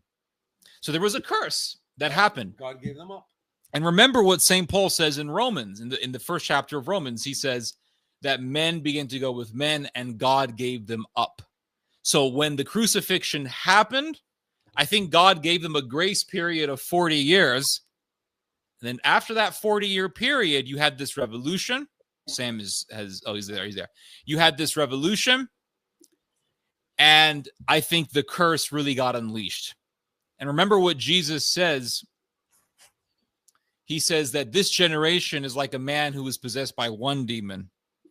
That one demon leaves him and brings back 7 more. In other words, Judea is going to become even more demonic. Now, there's another fact in the gospel that I've heard almost no one bring up, and I find this to be very fascinating. But when Jesus is carrying the cross to Mount Golgotha, he sees some ladies weeping for him. And he says, weep not for me, but weep for your children. But he also says, for if they can do this to a green tree, imagine what they will do to dead wood. Something like this. Well, what does that mean? Well, I have a theory. I could be wrong, but I have a theory. If they can do this to a green tree, meaning if they can do this to the Messiah, imagine what they will do to each other. Yeah. This is my theory about it. Because after 40 years after the crucifixion, they were butchering one another and turning to homosexuality. But you see, it's so funny because if you talk to Jewish people today, they will always say, well, the reason why we rejected Jesus is because he doesn't fit the criteria, or he did not fit the criteria for Messiah. But yet, the Jews, who the Jews today claim are to be our authority, accepted so many false messiahs. Bar Kokhba. So if in other words, if the judgment of the Jews at that time was so great, if it was so orthodox, then why did they accept Bar Kokhba?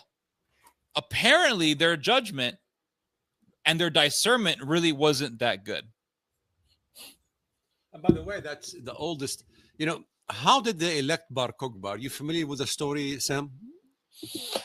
I know that Rabbi Akiva had something to do with it, but not all the details. Yes, Rabbi Akiva ibn Yusuf. Kuzba means the lie. And, a star comes out of Jacob. The word star is 319, Kokaba, which is, I think it's in the Aramaic language as well, isn't it?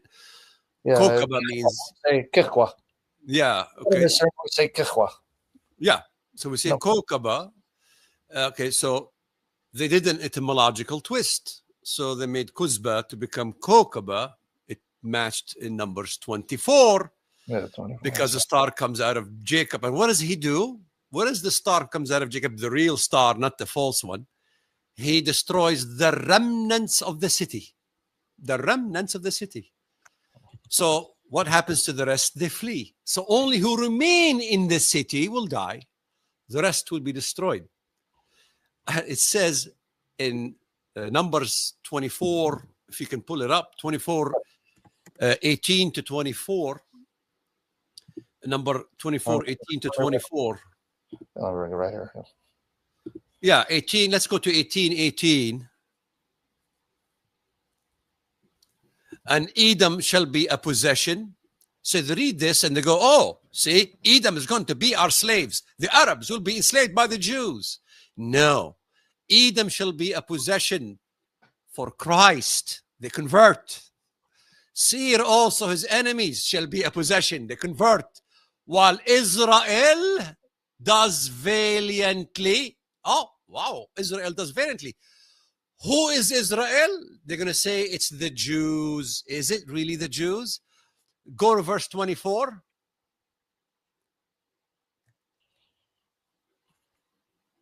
But ships shall come from the coast of Cyprus, and they shall afflict Ashur, which is Assyria, in this case Gog, and afflict Eber, the Hebrews, and so shall Amalek until he perishes. Which translation is this one? Oh, this is well, it puts Amalek in italics. That means it's not part of the text. Oh, please, can you get me something part of the text? Don't give me this. Yeah, this was italics. So italicized, they're trying to let you know they supplied it. Let's go the NASB, let's see. Okay, let's see New King James or whatever. This was New King James. You didn't like it. That was? Okay, let's try a different one. Okay, let's go right here. Yeah, italics, when a word's italics, that means they supplied it because they think it should be there. Oh, That's an So interpretation. they also will come to desolation. yeah. I That's don't it. like this italic things. That's an interpretation, though. Yeah, Yes. I know. Translation. I Exactly. know. Yeah, that's their interpretation. I go to the Hebrew. Okay. Yes. But ships shall come from the coast of Chittim, and they shall afflict Ashur, and will afflict Eber, the Hebrews. So they also, the Hebrews, will come to destruction. So if Israel, in verse 18, which is victorious, is the Hebrews, why are the Hebrews destroyed? And by the way, Eber is the father of both the Arabs and the Jews. And what do we find in Isaiah 21? Both Arabia and both Israel are destroyed together. It's quite amazing. You know, it goes back to Galatians 4. This is Mount Hagar, Mount Sinai in Arabia. He's referring to Arabia. Really, St. Paul is referring to Isaiah and to these prophecies. They had a better understanding that we have what this text meant in the Old Testament. And so here we have Eber completely destroyed. They tried to finagle with this, but it's impossible. And he also, Adi Abad, destroyed, completely annihilated. So they will no longer, just like the 10 tribes of Israel, there's no more 10 tribes of Israel. The same thing will be with the Eber, the Hebrews. They will no longer be a Judah and this kind of concept. By the way, what New Jerusalem. There's no more the 12 tribes or literal tribes or any of that in the New Jerusalem. These are allegoric expressions. It takes books just to discuss what 12 tribes means and how, you know, we only have a couple hours with you. I have it in 700 pages explaining the details of all the text and make it an impossibility for any scholar. 1 second, brother. 1 second. Ashmais, I want to ask him to practice what he preaches. I love this young man. He is ethnically Jewish. He's entering into the Christian faith. He's actually looking into the Catholic Church.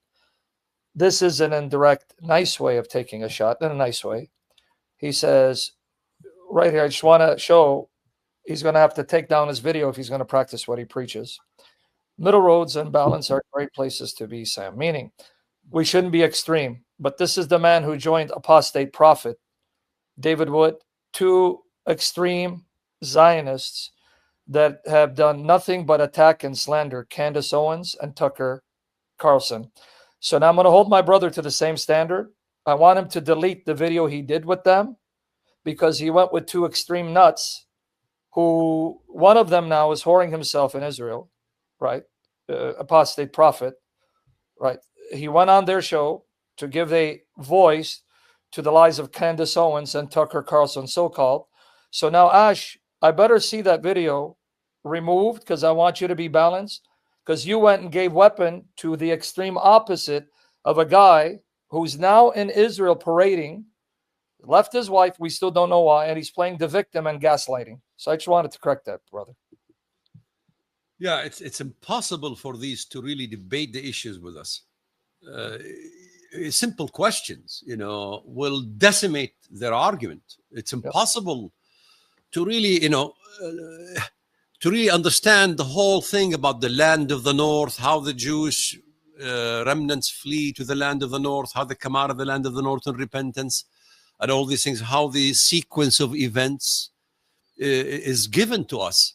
And there's the whole concept of Gog and Magog and the Roman Empire, the West, what happens to Europe, how is that Babylon also involved?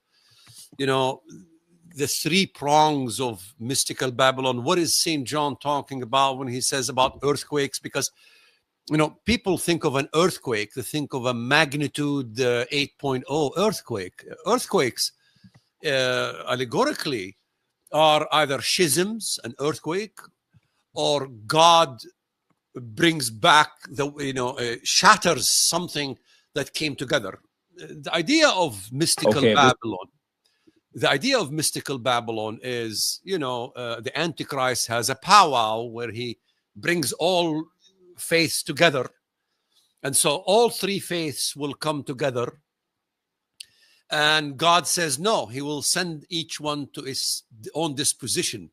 So an earthquake, a mighty earthquake strikes Babylon, it becomes three parts. That's exact words that St. John uses. It breaks down into three parts, back to their disposition. And so we find all these three parts in the prophets. We find Arabia, we find Europe as Babylon, you know, and we find Israel as Babylon. And there's only really three. You know, Peter writes from Rome, says Babylon. So Rome turns into Babylon. And I know you're Catholic, but I don't think you would accept the notion what happens at the Vatican. Not all Catholics agree with what happened in the Vatican. No, exactly, brother. Yeah. You know, but that doesn't mean that Christ's church is not one. It is one. You know, we are all one, and it is the apostolic succession. Yes, there is a schism. God is going to deal with that schism.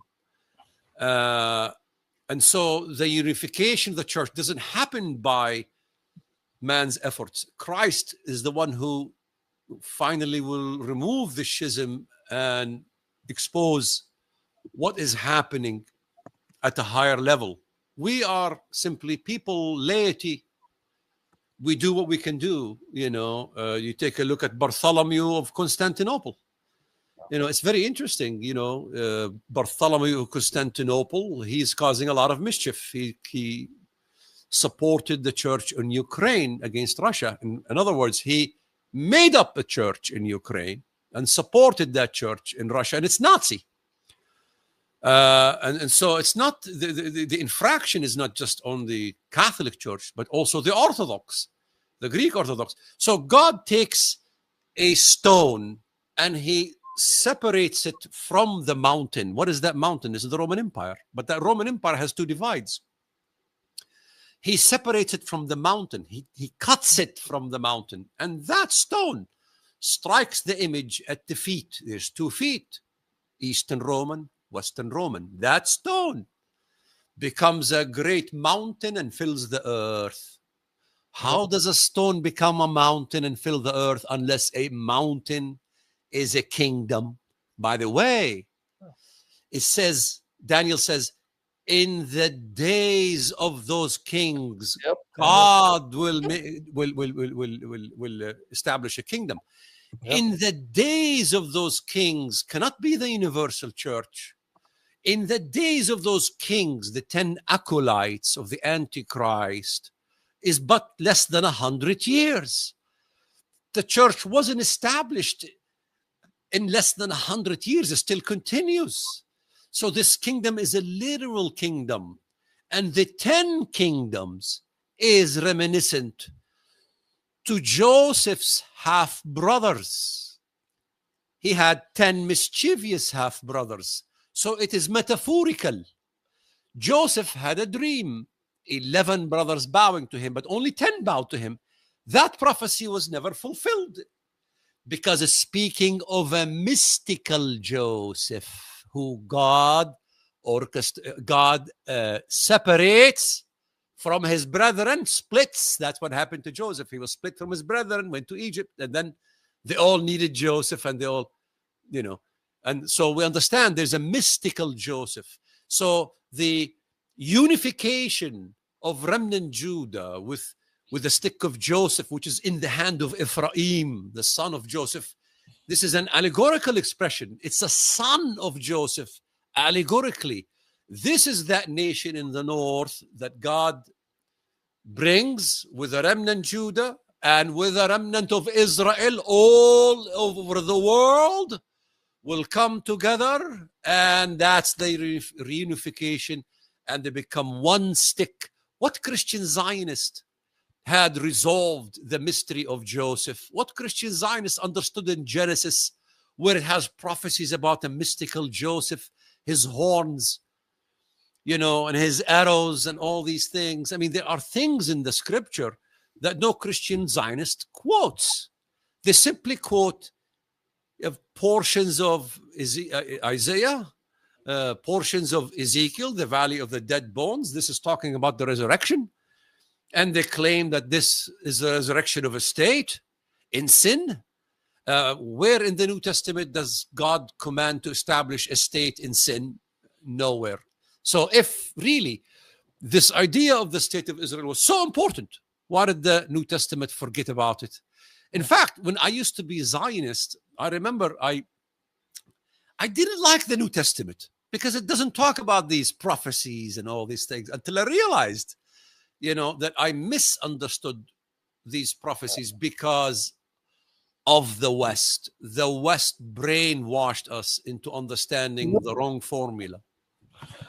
Walid, if I can ask some questions in light of what you just said, because you're going to confirm. You just said something. I want everyone to hear this because he confirmed what I've been saying. He didn't like the New Testament too much because he was too fascinated, because we were duped, him, me, Simon Altaf. You remember Simon? He's going to come up in a minute. Into Israel still being the chosen people and they have to return to the land. In fact, if you guys go on YouTube, put on Walid Shobat, Israel and Prophecy. There are dozens of his videos still on here. Let me just show you. So why I want to ask him these questions, because this man, Palestinian Muslim terrorist, ends up becoming Christian Zionist, fighting for, against, I should say, against, in quotation marks, the Palestinian Hamas and gung-ho for Israel. Now look at him now. He's matured into the faith where he tells you Zionism is not New Testament teaching, which is why they run to the Old Testament. So can you tell them the journey you and I had and Simon Altaf? You remember Simon? Oh, yeah. He turned into... Well, yeah, I remember Sam Shamoun. I mean, what are we talking about? 1990 something. Yeah, 98, 99, or a little, maybe a couple of years earlier, but around that time. Yeah, with Jochen Katz from Germany. Remember? Started answering Islam. That was the first website in the world. When the first web came up, and we began to start a website called answeringislam.org, I believe. Yep, it's still there. Still here. Yeah, yes. And you became very prolific in your writing about Islam, and but at those days, I remember you were a Calvinist. In fact, we got together in California, if you remember.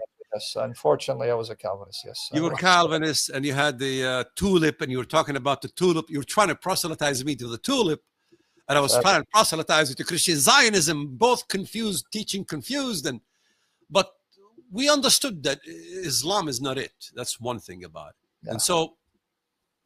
It developed, and then I began to write books, and then I became, a prominent Zionist. I was all over the world, and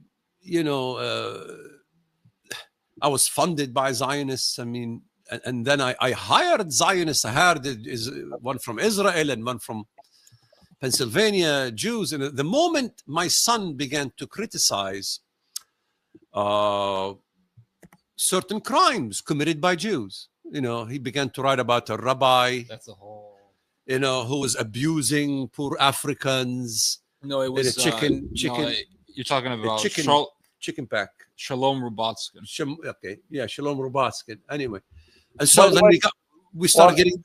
Yeah, I didn't want to cut you off. This is your article defending the biblical basis for the restoration of Israel on Answering Islam. Can you delete it? But that's not up to me. I don't own the website, man. I don't own the website. I can't delete it. Well, it's. I don't anyway, know. Then I get this. Go ahead. I get these messages from my web guy and from my manager who's making the appointments for my speaking engagements. Stop talking about this. Stop talking about that. He's a Jew. Stop talking about him.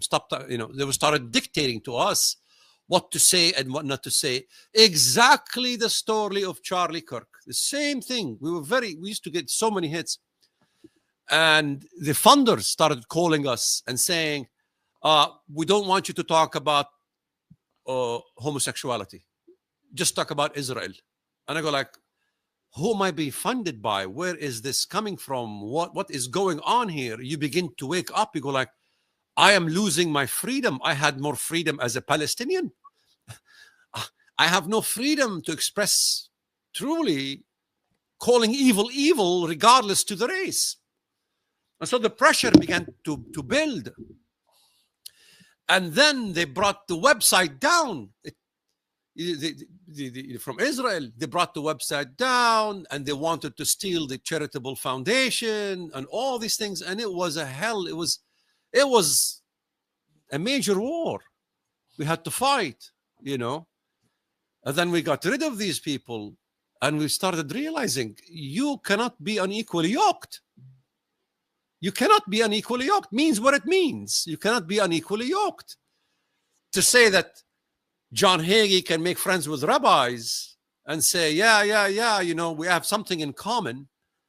We don't have anything in common. They deny the Father and the Son. Exactly. Just as the Muslims deny the Father and the Son, that makes them Antichrist. That's why God treats them with Arabia the same way. He sees them as denying of the Father and the Son. Okay, Antichrist. Wahhabist Arabia, deny the Father and the Son. Okay, Antichrist.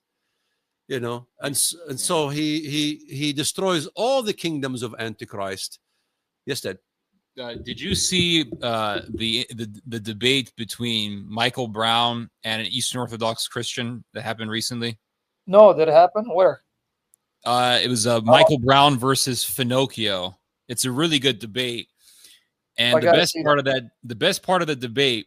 I debated Michael Brown back in 2016, but the best part of that debate, because my dad brought up Antichrist and denying the Father and the Son. Yes. The Finocchio, who's Eastern Orthodox, he said that Judaism is Antichrist. And Michael Brown said, for you to call it Antichrist tells me that you know nothing about Judaism. Now, Michael Brown is very educated. He knows more about the Bible than the average person does. Yeah. So for him to say that tells me that he's dishonest. And Finocchio said, does not St. John write that he is Antichrist who denies that Jesus is the Christ? James Brown says first, you know nothing about Judaism. I said that. Yeah, I said that. Yeah, he said Judaism. And Michael Brown said, I go with Paul. Paul says that the Jews have zeal. And Finocchio did not let him get away with it. I give him credit. He says, no. Answer the question, Michael. Does not St. John say this? And what do the Jews believe about Jesus? Do they not reject Jesus as the Christ? Yep. And Michael Brown says, well, yeah, they don't believe Jesus is the Christ. He goes, okay, so they're Antichrist. And Michael Brown did not want to concede this. Sure. So it tells you that really this Christian Zionism stuff is used as a way to really get people to Judaize. Yep. 100%. That's really what that's and really it's going to lead me to Simon Altaf. Now, why am I showing people Walid's former posts? So you know he's not lying. I have no control over the articles. I don't own the website, so I can't delete them. Here is Walid refuting an Arab Christian, trying to prove that Israel is a fulfillment of prophecy. This is you back then.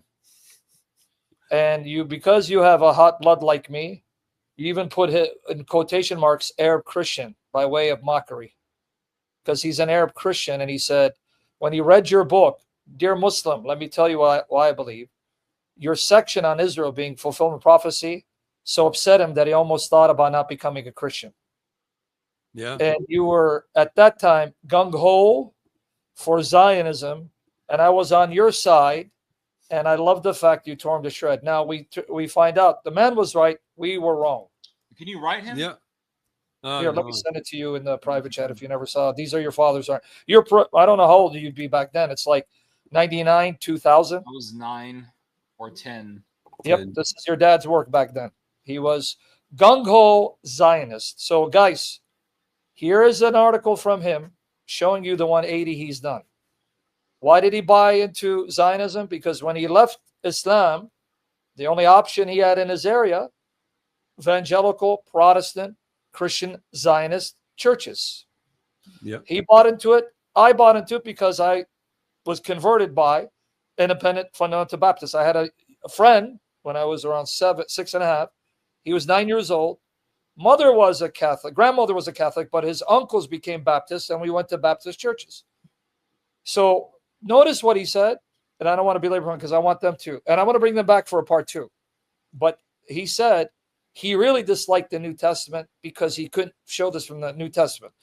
In Theodore, in one of your comments, there was a guy saying who started out as a Christian, but as he started reading the Tanakh, following what the rabbi said, he left Christianity.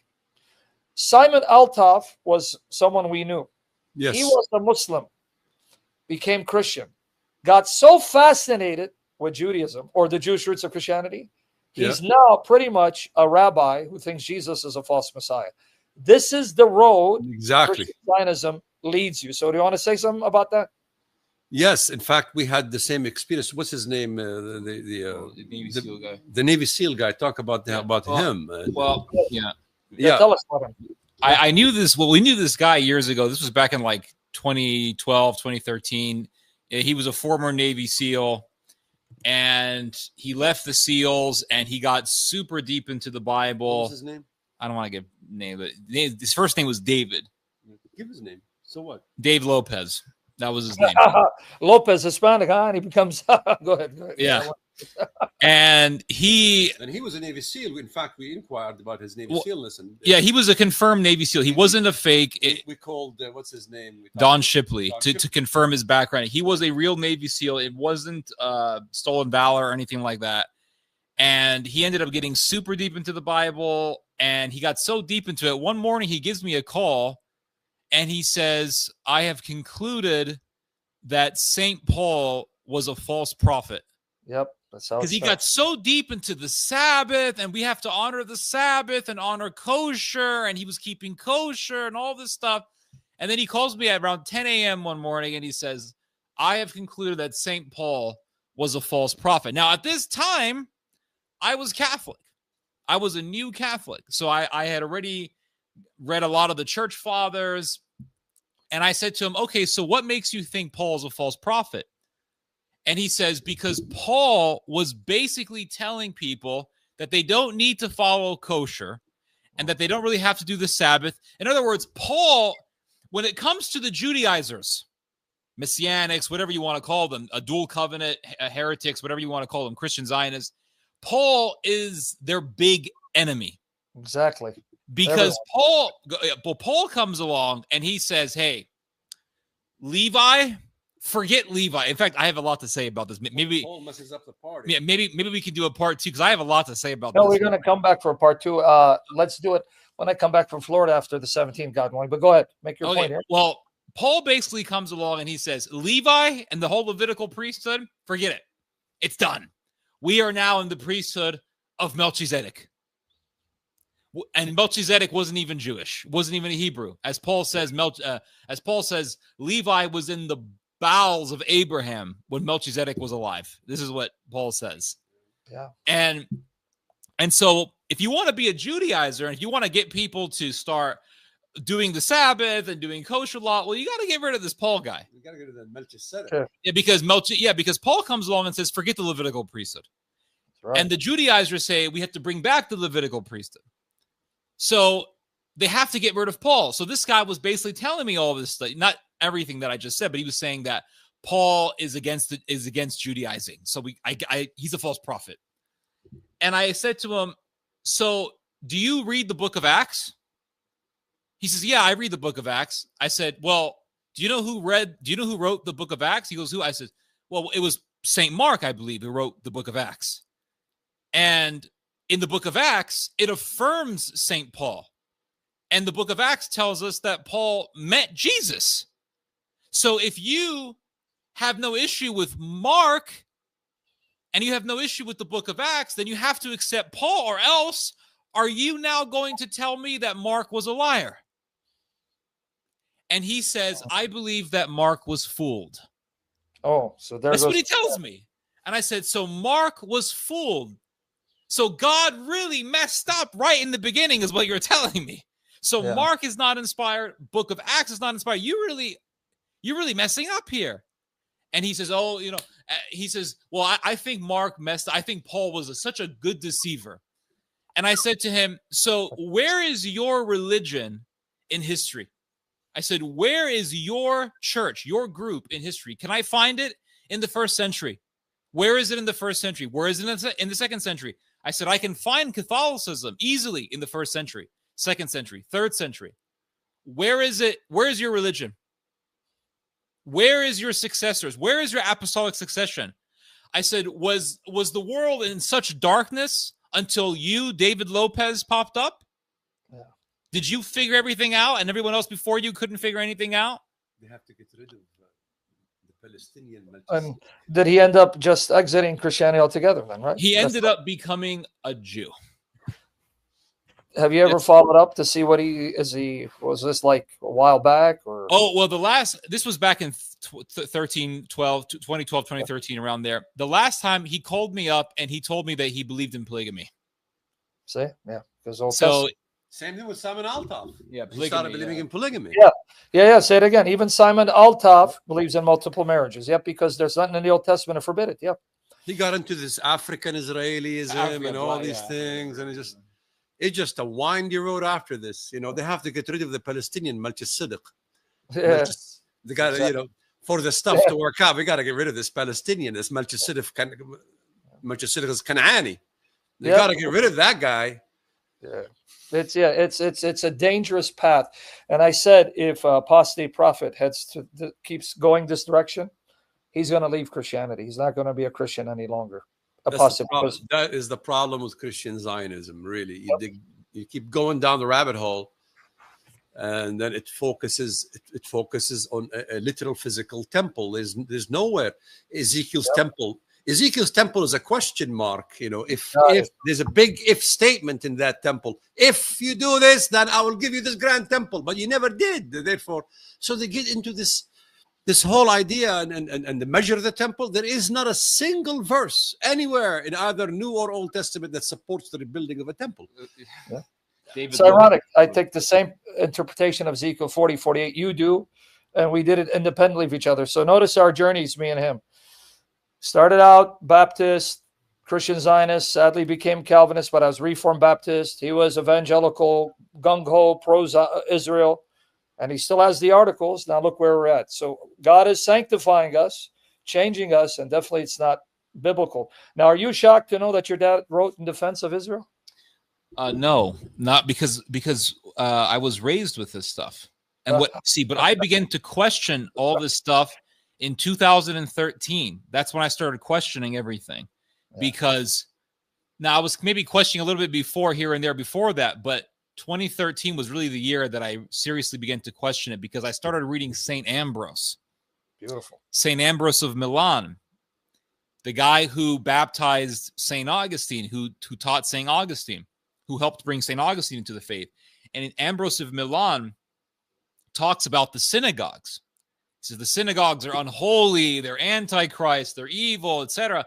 And I was reading John Chrysostom, and Chrysostom was getting into how the synagogues are evil and how the Judaizers need to be avoided, or they need to be completely avoided, and they're heretics and all this stuff. And in that same year, when I began to read St. Ambrose, we were getting funded by this billionaire Jewish couple.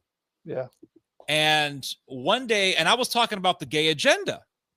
And one day we get contacted by this Jewish billionaire couple, and they said, well, if you want to continue to get our money, you got to stop talking about the gays, or else we're not going to give you money. And that began to,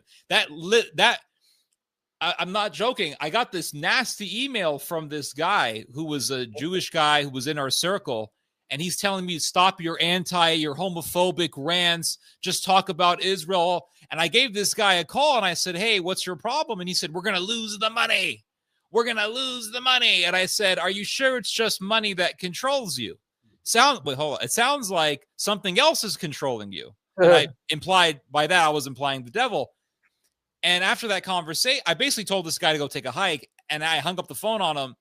And after that conversation, I told my dad, I said, Ambrose, he was right. See? We have to listen. And this was really part of the whole journey. Yeah. And they shut down your website too, because they had control over it, you said, right? For a month and a half. To be exact. I want people to hear this. Because they're going to think, oh, yeah, no. So you were being backed up by very wealthy Jews because of your love for Israel. But when they started seeing, first, you questioning the homosexual movement, not even questioning Israel yet, you were questioning homosexuality. And the Jewish supporters, Miller, said, you better stop, or we're going to cut funding. We weren't even criticizing Israel. Yeah, because Sodom is Israel. You see, there's no difference.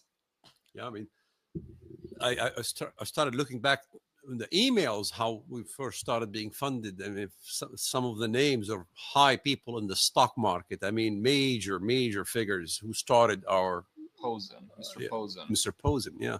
He was with Mitt Romney. The Cherniks, and these were major people, you know, because and then I got this phone call, you know, please stop talking about this, focus on Israel. And then my wife Maria finally put her foot down.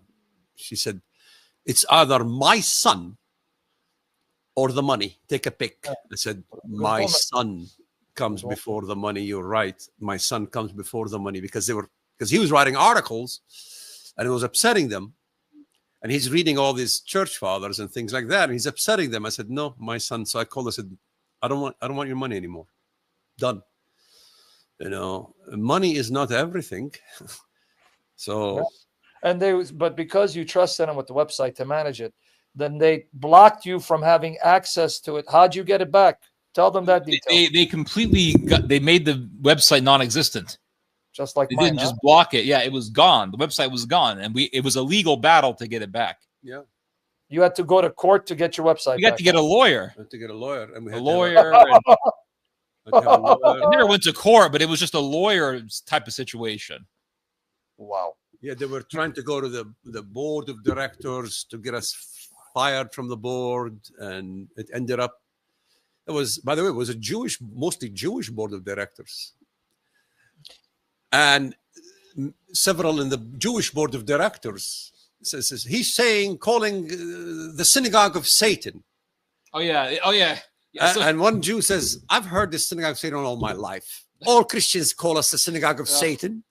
And somehow the Almighty helped us and had these, you know, four Jews stand on our side on the board, and they tossed their asses out, and we were able to regain the whole thing, the domain and the whole thing. I will say though, during the board meeting, one of them started screaming at me saying, Theodore is an anti-Semite. He's an anti-Semite. And then there was another Jewish guy who was on our side, and he said, he's not an anti-Semite. I've read the verse. It says synagogue of Satan. He says, it's part of the canon. It's part, it's part of the canon. That's what he believes in. And then, at least he wasn't kind enough to say, well, it's in his New Testament. Yeah. And then the Jew who was accusing me of being anti-Semite, he yells at the other Jew who's on our side. He says, how much money did they give you? How much money did they give you? And then the guy who was on our side said, they didn't give me a damn cent. Well, it turns out that the guy who was accusing me of being an anti-Semite, he was getting bribed. Yeah, there was a whole situation with that. It was a lot of weird stuff. So you guys have experienced this, so people don't know it's not just theory where you just read. You experience the backlash. If you're supported by millionaires who are Jewish, the backlash and the possibility of censorship. When we saw Charlie Kirk, what happened to him, we knew exactly what he was going through. Exactly. He was getting his wake-up call. He was drinking the red pill. The main thing, even it's a slow process. You know, in those prophecies that the Zionists love to quote, it talks about the watchman. Yeah. If a watchman is supposed to be watching and doesn't tell the people the enemy is coming, the blood is on his hands. Yep. If the watchman sounds the alarm and the blood is shed, it's not in the watchman's hands. The Christian Zionist is not a watchman because the blood is shed on their watch. Yeah. It's not going to be shed anymore on Sam Sam'oun's watch and Walid Shu'aibat's watch, because we now tell them, hey, we are the friend of the Jews. We are not an enemy of the Jews. We are the friend of the Jews. You are the enemy of the Jews.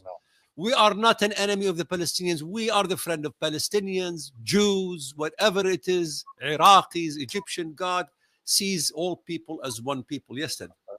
You're going to say something. As you think about what you're going to say, here's what I want to leave you with, because we'll come back for part 2, God willing. We had about 800 people for this. This is a good number for us. I'm not one of those that get thousands. For 800 to want to watch this, you know, there's a hunger. And as people watch this, when you come back again, you're going to get a larger crowd because people are getting sick of Christian Zionism. But one thing I'm going to tell you, because I've seen their pattern. Now, you may get apostate prophet who already doesn't like me because I called him out for certain things. And he may do a video and trying to challenge your narrative. So would you guys debate? And I'll join you if you want to do a 3-on-3. Any of these guys? Bring it up. Bring it on. I was thinking my dad, myself, you, Sam Shamoon, versus apostate prophet David Wood and Michael Brown. I think that would be epic. One more time. Repeat that. I think that a good idea would be myself, my dad, you, Sam Shamoon, versus apostate prophet David Wood and Michael Brown. Signing me up. That would be epic. Sign me up. I've debated Michael Brown. I debated him until you can see my debate. It's up on YouTube. So you heard the challenge. Don't go in your echo chambers, people. Bring us on. There's actually a lot of YouTube channels that do moderated debates, standing for truth. Don't do your echo chamber where you talk about us. Bring your Michael Brown, who I know personally, and David Wood, since you got interested in Zionism with your buddy Apostate Prophet, 3-on-3, sign us up. We're ready. So let people know we're there. Because always the argument the argument is talking about Israel from the New Testament perspective. Once you bring the Old Testament perspective and how it matches perfectly the New Testament in the prophets, in these prophecies they use, this is why I say the real argument about Christian Zionism, I haven't seen a full measure of really refuting this from its roots, because we argue over New Testament. Let's get into the Old Testament, and that's where you will find that the Old Testament refutes Christian Zionism. And I can go on record. I'm not trying to boast, guys. I don't think I'm holy or better than anyone. I will eviscerate anyone on the New Testament. If they dare use the New Testament to try to show there's still prophecies about Israel being returned to the Jews, I'm letting you know, I don't care who it is, Brown, whoever it is, I will eviscerate them all. So bring it on, 3-on-3. So, brethren, final words, because this has been epic, even though Satan attacked at the beginning. Very viciously attacked. Allergies, my eye was itching and my throat was bad, and attacks. And then the night before I go live with you guys, they delete my blog. I know. I don't know what to tell you, man, Waleed. What you got? You got people now don't like me because they don't like you, Waleed. We're used to the scars. We have plenty, you know. Too many, man. Too many. Here it is. Blog's gone. Look. Bye-bye, blog. Now I have to go by hand, copy and paste 2,000 blog posts from archive to put them on a new blog. 2,000. I had 2,000, brother. 3 years building it up, 2,000, they're gone. I mean, they're on archive, but can you imagine how many hours I have to now waste because of it? But I'll give you the last words, and we'll be back. Let's plan. God willing, I'll be back on the 17th of November. Let's do some that week, so it's still a hot topic. Yes, the people want to, let's say they want to get, I'm working on finishing the book. If they're interested, write us. We'll keep a log of all the different email addresses at Shubat, Theodore T-Shubat at gmail.com. Can they get it on your YouTube channel? They can write. Can they write you in the Facebook? No, they can write me on Facebook, Theodore Ted Shubat Facebook page. All right. Or they can write me here. If you put in the private chat, I can then put it on because private chat. All right. That's his YouTube channel. Sure. Give him the other one. The other one. Shubat at Gmail. Shubat at gmail.com, is it? Shubat at Shubat.com. Shubat at Shubat.com. Yeah. All right. If you put it in the private, I'll share it with everybody. Let me see. Gmail? So he's still not finished the book yet, right? Yeah, it's been finished a long time ago, but I want to make it. I want to make it solid. You see, because English is my second language, as you know. And so my biggest problem is the English language. And so I try to articulate the sentences, and I think in the Arabic fashion, from right to left, not left to right. So my writing comes up from right to left. So it's been my biggest dilemma is the English. Yeah, you have the I gave it to him. Yep, I just shared it right here, guys. Here's the email. They'll send you the book. They don't even charge you, right? Pray for their help. Those days are gone. And also, you want to start sending it now because they're going to ask for it. Then they're going. No, it's going to be a while. Maybe a couple months to finish it. Yes, that's why I said it's not. Be a while, guys. It's not ready to be sent out. That's what I was trying to say. Though the book's finished, he wants to fine tune it. I want to fine tune it. So here's the email. Wait, be patient. Don't be sending them 10,000 emails a day. Oh man, I put a comma. Okay, hold on. He gave you the wrong one. Hold on. I said comma instead of .com. I said comma. So Showbot at Showbot. Oh, so you put a comma. Okay. .com. Yeah. Okay. All right, let me do it. Let me correct it for him. Hold on, guys. 1 second. That's a comma. He made a mistake. It's supposed to be a dot. Let me change it here. So wait, give them a few months. Right? Don't be bothering them with 10,000 emails, and pray for my health to now spend 8 hours a day trying to get on my blogs on this new blog. It's going to be work, but God is good, and pray for their health, their holiness, protection. Pray for my health, holiness, and protection. And God have mercy on us, we pathetic sinners, and we're going to get a lot of backlash. I really think, I'm not exaggerating, this has never happened to me. I've been there for 3 years. And now the Zionist issue that came up, and we're going after it. And the night before, in fact, it was after midnight, I got a message. It's gone. It's gone. And they don't tell me why. I have my suspicions. Believe me, we had all kinds of crazy things happen to us too. But listen, anytime you bring up Israel or the synagogue, you are in the danger zone of getting suspended, struck, terminated, the whole thing. Yeah, I mean, I could sit here and talk about the Vatican till midnight. But wait, you mean we're not going to get $7,000, Walid? Yeah. Not $7,000 for a post? $7,000. That's a lot of money. Anyway, the battle is real. We see what it is, and you've been confirming what I've been saying too. I mean, it's good to hear another voice come to the same conclusion. Just last week, I said, if you read the Bible carefully, Jerusalem is Egypt, Sodom, and Babylon. And you're confirming it's Babylon. So we got to do a part 2 after the 17th, God willing. So, yeah, we got to do the Egypt, the Babylon, the whole thing. Okay, so be prepared after the 17th, Lord willing. We'll do some right after that, the week right after that. Do you want to schedule the date now, or do you want to wait? Up to you. But remember, after the 17th. So if you have any day now in mind you want to do, we'll schedule it. If you want to come back, after the 17th of November. After the 17th of November. Okay, you give us the date. What date? That's up to you guys. If you want to come back, let me know. Don't yeah, what you operate mostly on Thursday? No. I can do any day. The only reason why I told you Tuesday, Thursday, so you can get more traffic. Why? Because Monday, Wednesday, Friday, I can do Monday, Wednesday, and Friday. But there's someone else that goes live, Avery, at the time you want it to go live, and it's like spiritual blood fest where he challenges people. Okay, so on let's do the 2 Thursdays from now instead of the next Thursday, the other Thursday. Okay, so I'll see what day the Thursday is after the 17th, and I'll let you know.